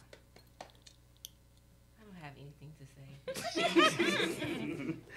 All right, so on Monday, of course, the Leadership Blend TV show, 3:30 on the Now Network. We'll be back here at 3:30 on IBNX Radio Network. Next Friday, we have interim president of Morris Brown College, Dr. Kevin James, is going to be here to talk about the restoration of Morris Brown College. We're also going to have the HBCU debate next Friday as well, because everybody knows how I feel about it. So you definitely want to tune in. We're probably going to have another guest the first hour. He'll be here at 1. There's probably going to be another guest that precedes him at 12, but I'll make that announcement on Monday. So over the weekend, hey, learn how to be a good leader, learn how to be a good follower, and we will see you on Monday, same time, same place, on the Leadership Blend with your host, Ricardo D. Rice.